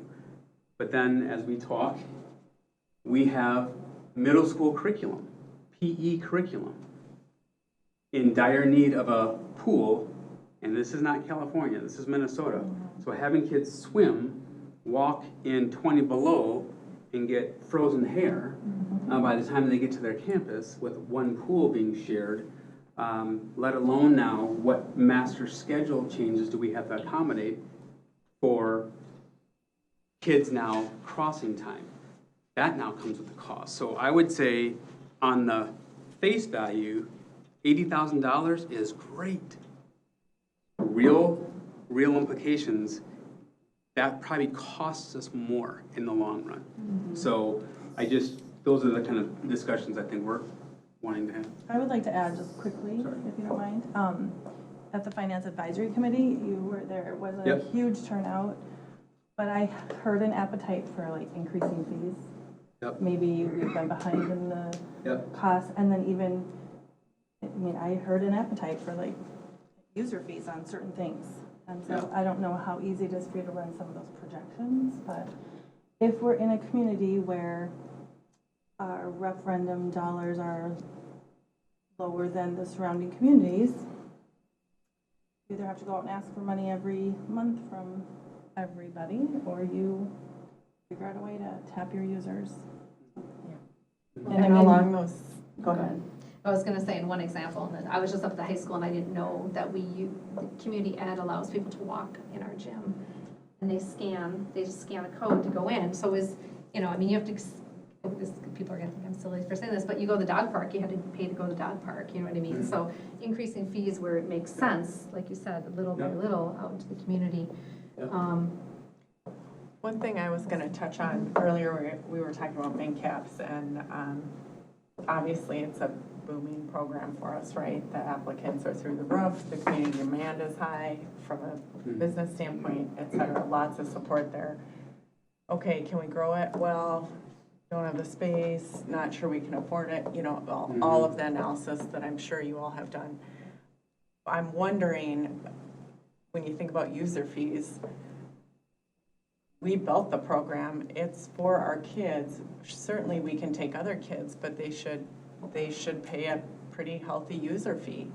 And maybe they already do, but maybe that's something we revisit or we don't take them and it's for our kids alone, unless that doesn't pencil. And I'm sure you've thought about all that. Yeah, but I'm looking at Tammy, who's taking some notes.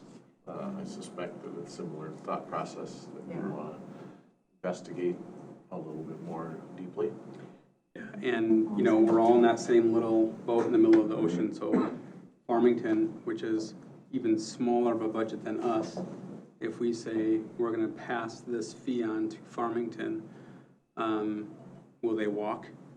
And then if they walk, what does that do to offsetting the revenue or the expenditures for running MinCaps if we now incur the total cost versus, at some point we scare them away. I get that. And so I think that's the notes that we'll have to go back and review to see. But if they know, I get that. I completely can wrap my head around that. Sure. But they have no alternative to offer their students, so their students might open a roll here. In theory, if you play it out. This is a user fee for families, you're saying, to participate? No, this would be No, for I the was just district. kind of I put user both. fee in a different. Yeah, user bucket. fee is like walking in the to gym as for families to our community. Yeah, But I meant to- what we're talking about is a district fee. Yeah. To Farmington. And so, we all have dice in our hands to throw on the table to see where does it go. So. And I don't want to pick a fight with Farmington. Right. That's not my goal. And let's be very clear again, and we can't stress this enough. This isn't final. We are thinking out loud. This is the beauty of the study session with our board and ultimately our community.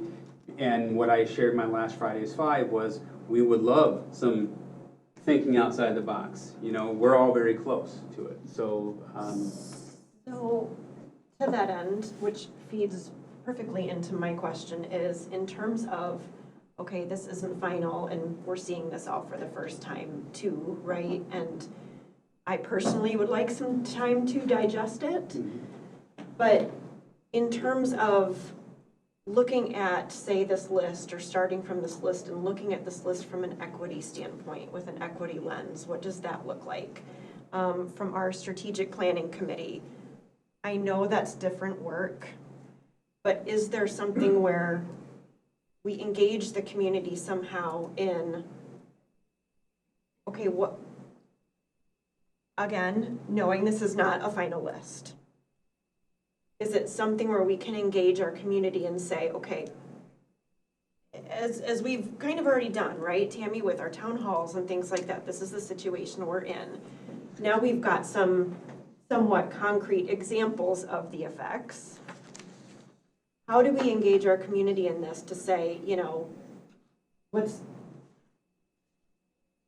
not just us as a board, but what don't you like on this list? What would you add to this list? What are some ideas? I'm looking at, for example, review print services. I think, you know, decreasing print services and flyers and printing and things like that on the surface. Again, all of the ramifications of different decisions in the web that it casts.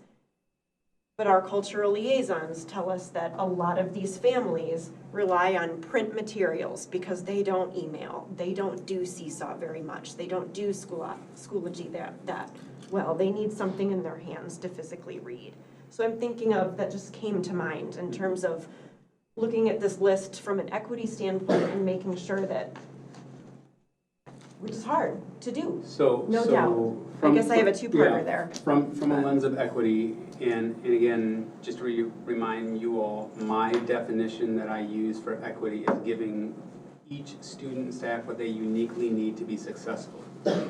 I think we have looked through that lens to see what are the unique features of our staff and our students that they present. And we also have the reality of a budget forecast that are going to force us to make some tough decisions. So that is taken into account. And just to clarify real quickly, print services is not so much necessarily the actual physical printing of things. Some of that's in the communications aspect, but this is more so here. Can we reduce down to just one central printer where everybody is sharing versus Thank you for 3 or that. 4 big printers, or some of the, I don't know, desktop printers that are around. I thought there was one over there. That's helpful. Thank you. Yeah, so that's what that means. So I would say, yeah, we have looked through a lens of equity to maintain the uniqueness of our learning community as best as possible, kind of in that coherency model or the amoeba model. And I would say that both Tammy and I have experienced doing a value-laden survey with community. Does it cloud it? Yeah, I would say it gets Not that it's not important, very murky, because what you're gonna get is everybody wants everything. You're really not gonna get the true value proposition. And going back to what someone said here earlier, the purview of the parameters of the budget sandbox is the boards. So I really think kind of having you all shape some of that conversation is going to be critically important. Sorry, Chair Franz, you were trying to weigh in, sorry. No, I was just gonna get, and no decision or elongated discussion needs to happen today, but get the boards to think about maybe forfeiting our stipend. I was gonna bring that up too. Yeah. Now legally, we can't work for free. We'd have to get, I think, $1. I'm not sure if it's per year or per, but that would be something. And we don't have to make that decision today, but it is something that maybe we should consider. I have a question. Has there been any conversation about Laker Online? And the reason I ask is I do know that, like, when my son was in high school, he ended up taking classes, online classes, to do some credit recovery with like a, help me with the name, Minnesota, something Star, something, I don't remember. North Star, and it was an incredible program. They were fantastic. They worked with the parents to make sure the kid was on track.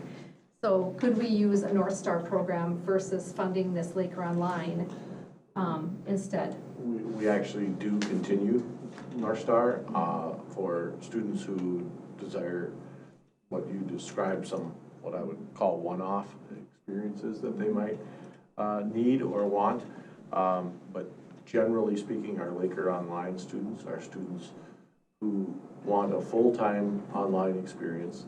And for whatever reason, our families have chosen they want to remain a student with Prior Lake Savage Area Schools. In some cases, it might be for the possibility of fluidity back and forth, leaving Laker Online to return short-term in Laker Online, go and come back, but they want a full-time online experience. So we've found that we maintain students, and coming out of the COVID experience where some students had never previously had experience with that, my fear would be that we would lose those students altogether to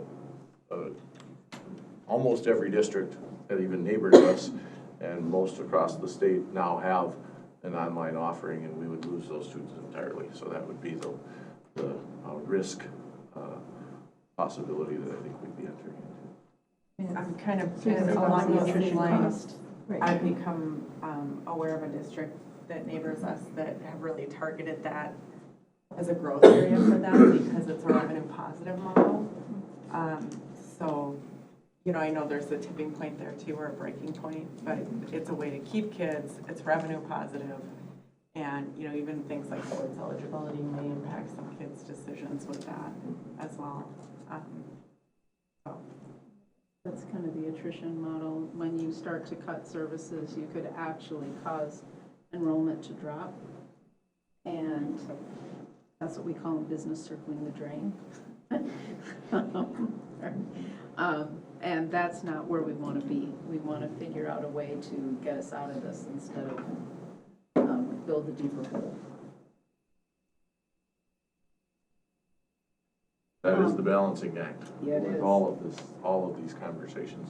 Whether it be MinCaps, whether it be Laker Online, you name our specialized programs, when we aren't able to continue a level of commitment to them, we do run that risk. So I have one last question. Of the 1.4 million that we invested 6 months ago, is there any of that that has not been spent that we could put a pause on? Because I know there was an investment in iPads, and now we're saying reduce it, review the 1.1 device distribution, or there was like a bus contract, something. I mean, we can go down the list, but I'm just saying, is there anything that we could put a pause on so that it has less of an impact for next year, that we could still impact this year? Unfortunately, probably not.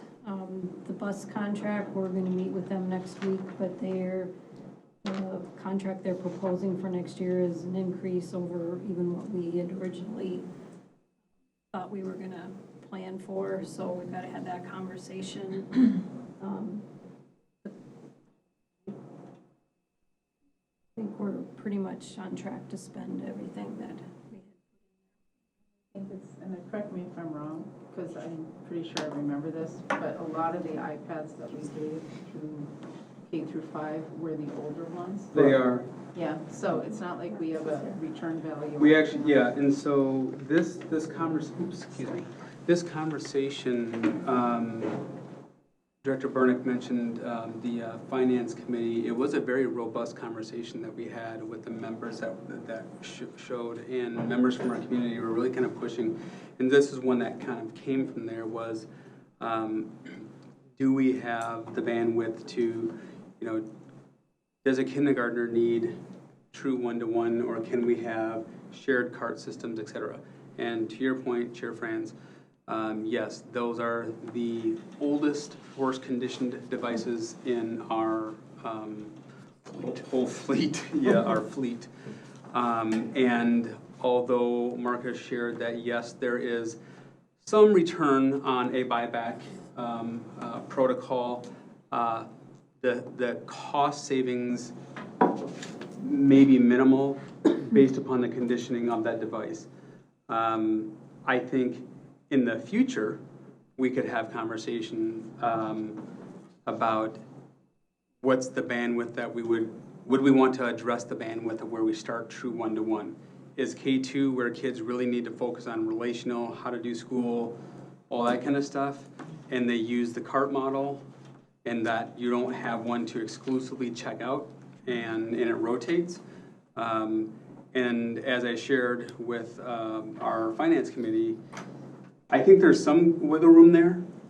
The challenge that we're finding that's out of our control is more and more curriculum is published exclusively in a digital format. And so although we might say, okay, we're not gonna have Dan check one out, or like to him, he still needs to access one in the classroom at all times that he's in my kindergarten classroom, or when we were doing curriculum. So there's I think an option. That's why we have it reviewing. And Marcus, did I leave anything out that you feel would be important to that discussion? Just a couple things to share. The iPad lease from last year was a 2-year lease. That was a lease to replace the 5th and 6th gen iPads that were going to the 6th graders and to the seniors. Those 5th and 6th gen iPads went down to KN1. So circling back is that our oldest devices are in those carts at KN1 grade level. So when we look at a possible review of that, those are old iPads. There is a residual value to them still, but it's small. And there are cost savings regarding the software licensing that we would apply to them and labor costs as well. They're falling off and falling behind iOS updates. We can't update them anymore. So those are things we would review when we look at something like this. I have a lot more questions in an area like with the software stuff, because once we switch to Apple, we switch back to Google on the classroom, which is one on that, then there's the cost of switching, translating curriculum, getting training for the teachers, software licenses. There's not a good way to spin this. Yeah, there's a parent learning curve as well. Right. That comes with a cost. Yeah, so there's a lot of hooks in this, and I know that when I was in my tenure, we had, I think the bus company had actually worked with us to hold the bus increase contract until almost the end of where we were experiencing the pandemic, and then it went up by 6% across the board. And they warned us at that point in time it's going to continue going up. So when I looked at my numbers, we've experienced over a $3 million increase in just the last couple of years in transportation alone. So that's been, there's things, I mean, there's fixed costs in here that kind of scare me. When you look at the 24 and you just add up the known fixed costs, the percentage, the employee benefits, the salaries and wages, utilities, and health insurance alone, that only gives us a $7.5 million buffer. And we're trying to cut $5 million out of that. Right. So it's, that alone is scary.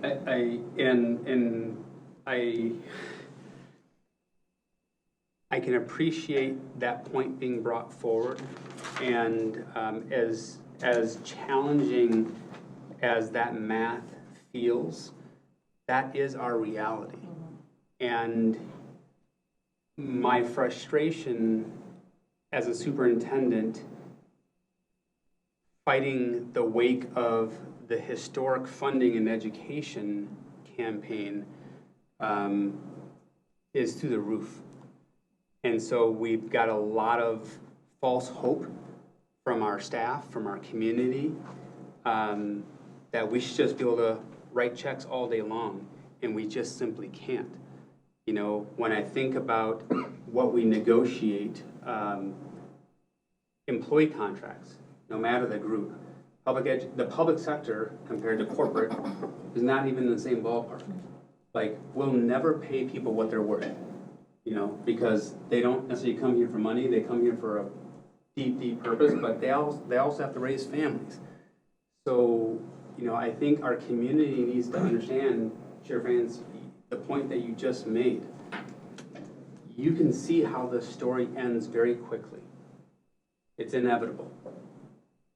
The other conversation that the board's going to have is, at some point, do we go to our community for a referendum conversation? Because we can do this and solve for this year.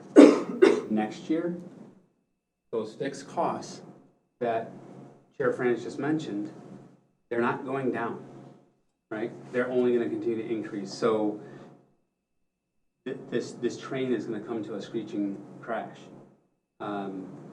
And I do think we need, and I'm not trying to be doom and gloom and scare people into whatever. I'm just trying to be as real and honest as I possibly can. And I just have yet to meet a superintendent that says, yes, I'm rolling in the dough, we're good to go. We're good. Never met one.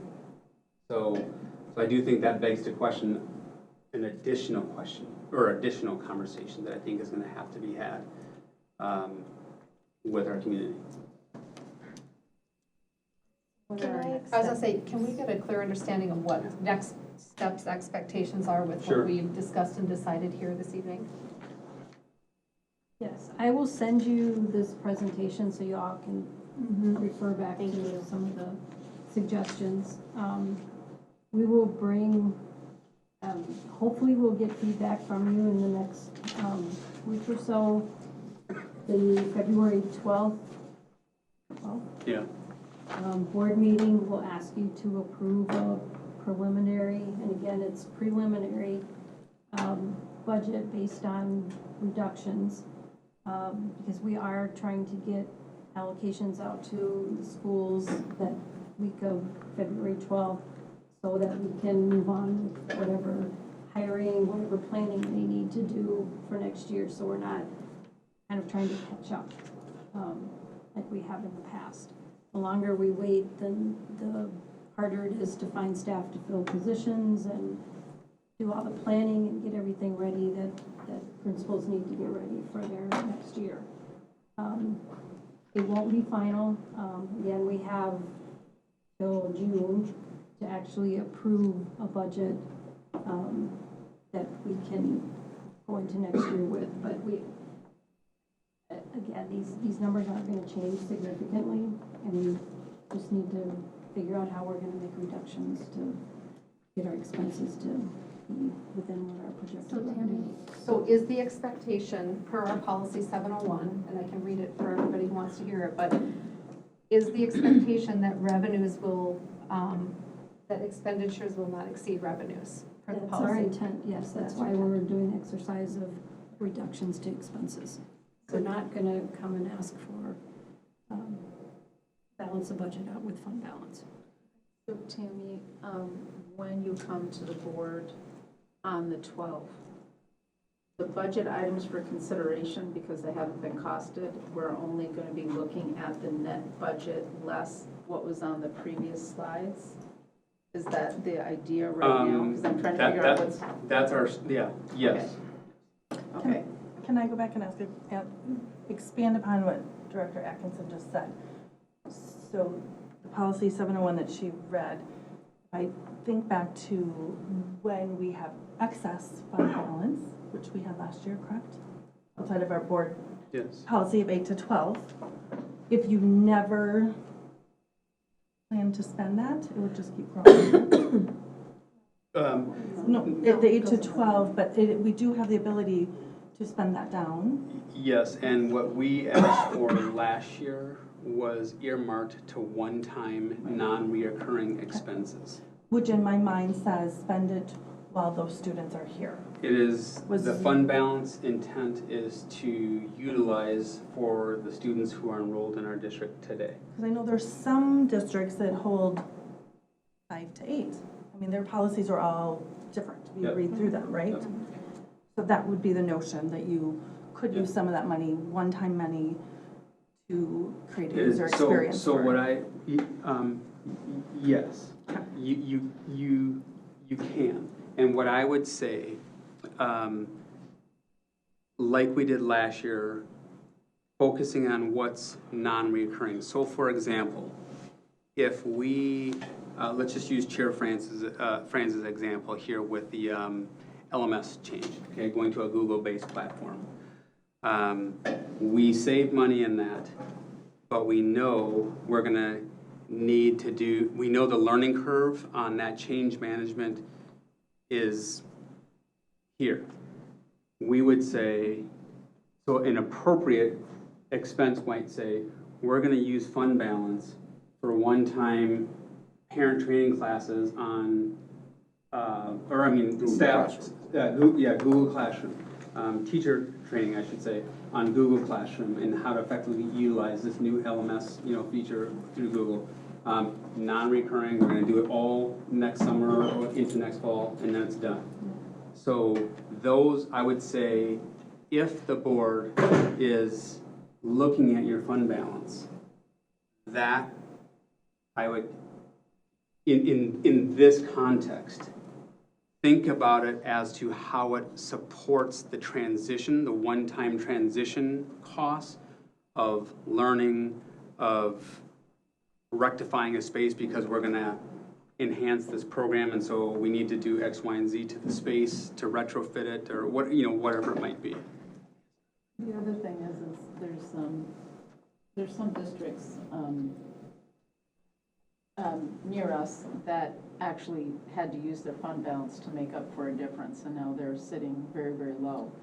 And the fear is let's say they have an HVAC system or a boiler that blows. They've got no cash.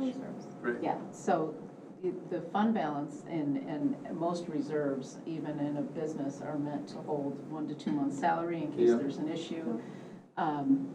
They do a risk-based analysis to determine what the ideal is, and our ideal with the size of our district from 8 to 12, which is fairly healthy, but at the same time, with rising inflation and rising costs, that could be gone in a heartbeat with a major incident. So you got to be careful. I'm not saying spend it down. No, I'm not. That wasn't my question. Really went back to when Director Atkinson brought up 701. We were really still within board policy. Yeah, we've always. As long as they're not reoccurring charges, which I'm not going to go down and debate, but we did hire 33 new employees, and those are reoccurring charges. I would have Director comment. We also focus on educational outcomes and what's in the best interest of the student at all times, and that's why a lot of these reductions right here are in the periphery so far. So far, I want to be clear, because that's the scary part, is when we start to spiral in, it's going to be painful and it's going to show up. Well, those class sizes were in the elementary were just amazing. Yeah. So, if you went in the buildings and saw it, it was. So I guess Sizably, no, it was noticeable. for us, I welcome obviously your thinking. Talk with your constituents. We'll start broadening the conversation as well.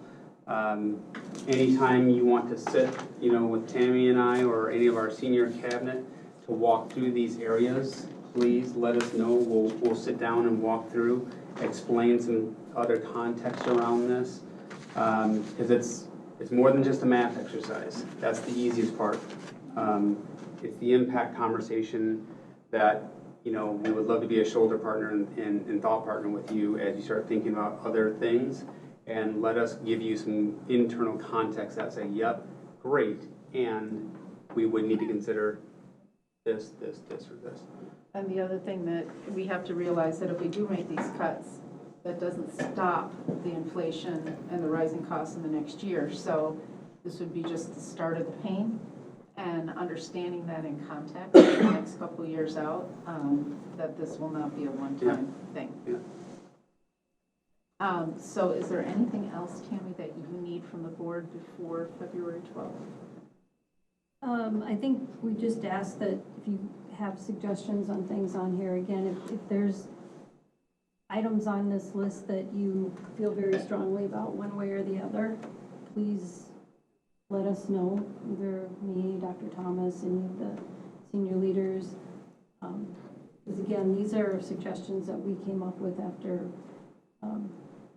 several weeks of conversations and hard thinking, and there's no win-win in any of these, so. Can I get a feel for the board? Do you want Tammy to put in How was I gonna say, the reduction in our board stipend, it's a minor addition, but is that something that we want to have added in for a discussion then, or do you want to hold off on that? I would support discussing that. I'm open to it. Yeah, and I would say, I'd just like to see, if you can break down what's in our 185,000 salary, I mean, 185,000 budget, knowing that we only spent 127 already, I mean, of last year, like, what else is charged to that budget? I think it'd be really helpful to see what's in that budget, so. Again, I'll just pull, it's in the financial statement, so, or the financial report. Just line by line, because like I said, there's things that I'm not, like printing charges, not, not everybody prints documents, or whatever, so. Okay, are we ready to move on? Thank you, Tammy. Thank you.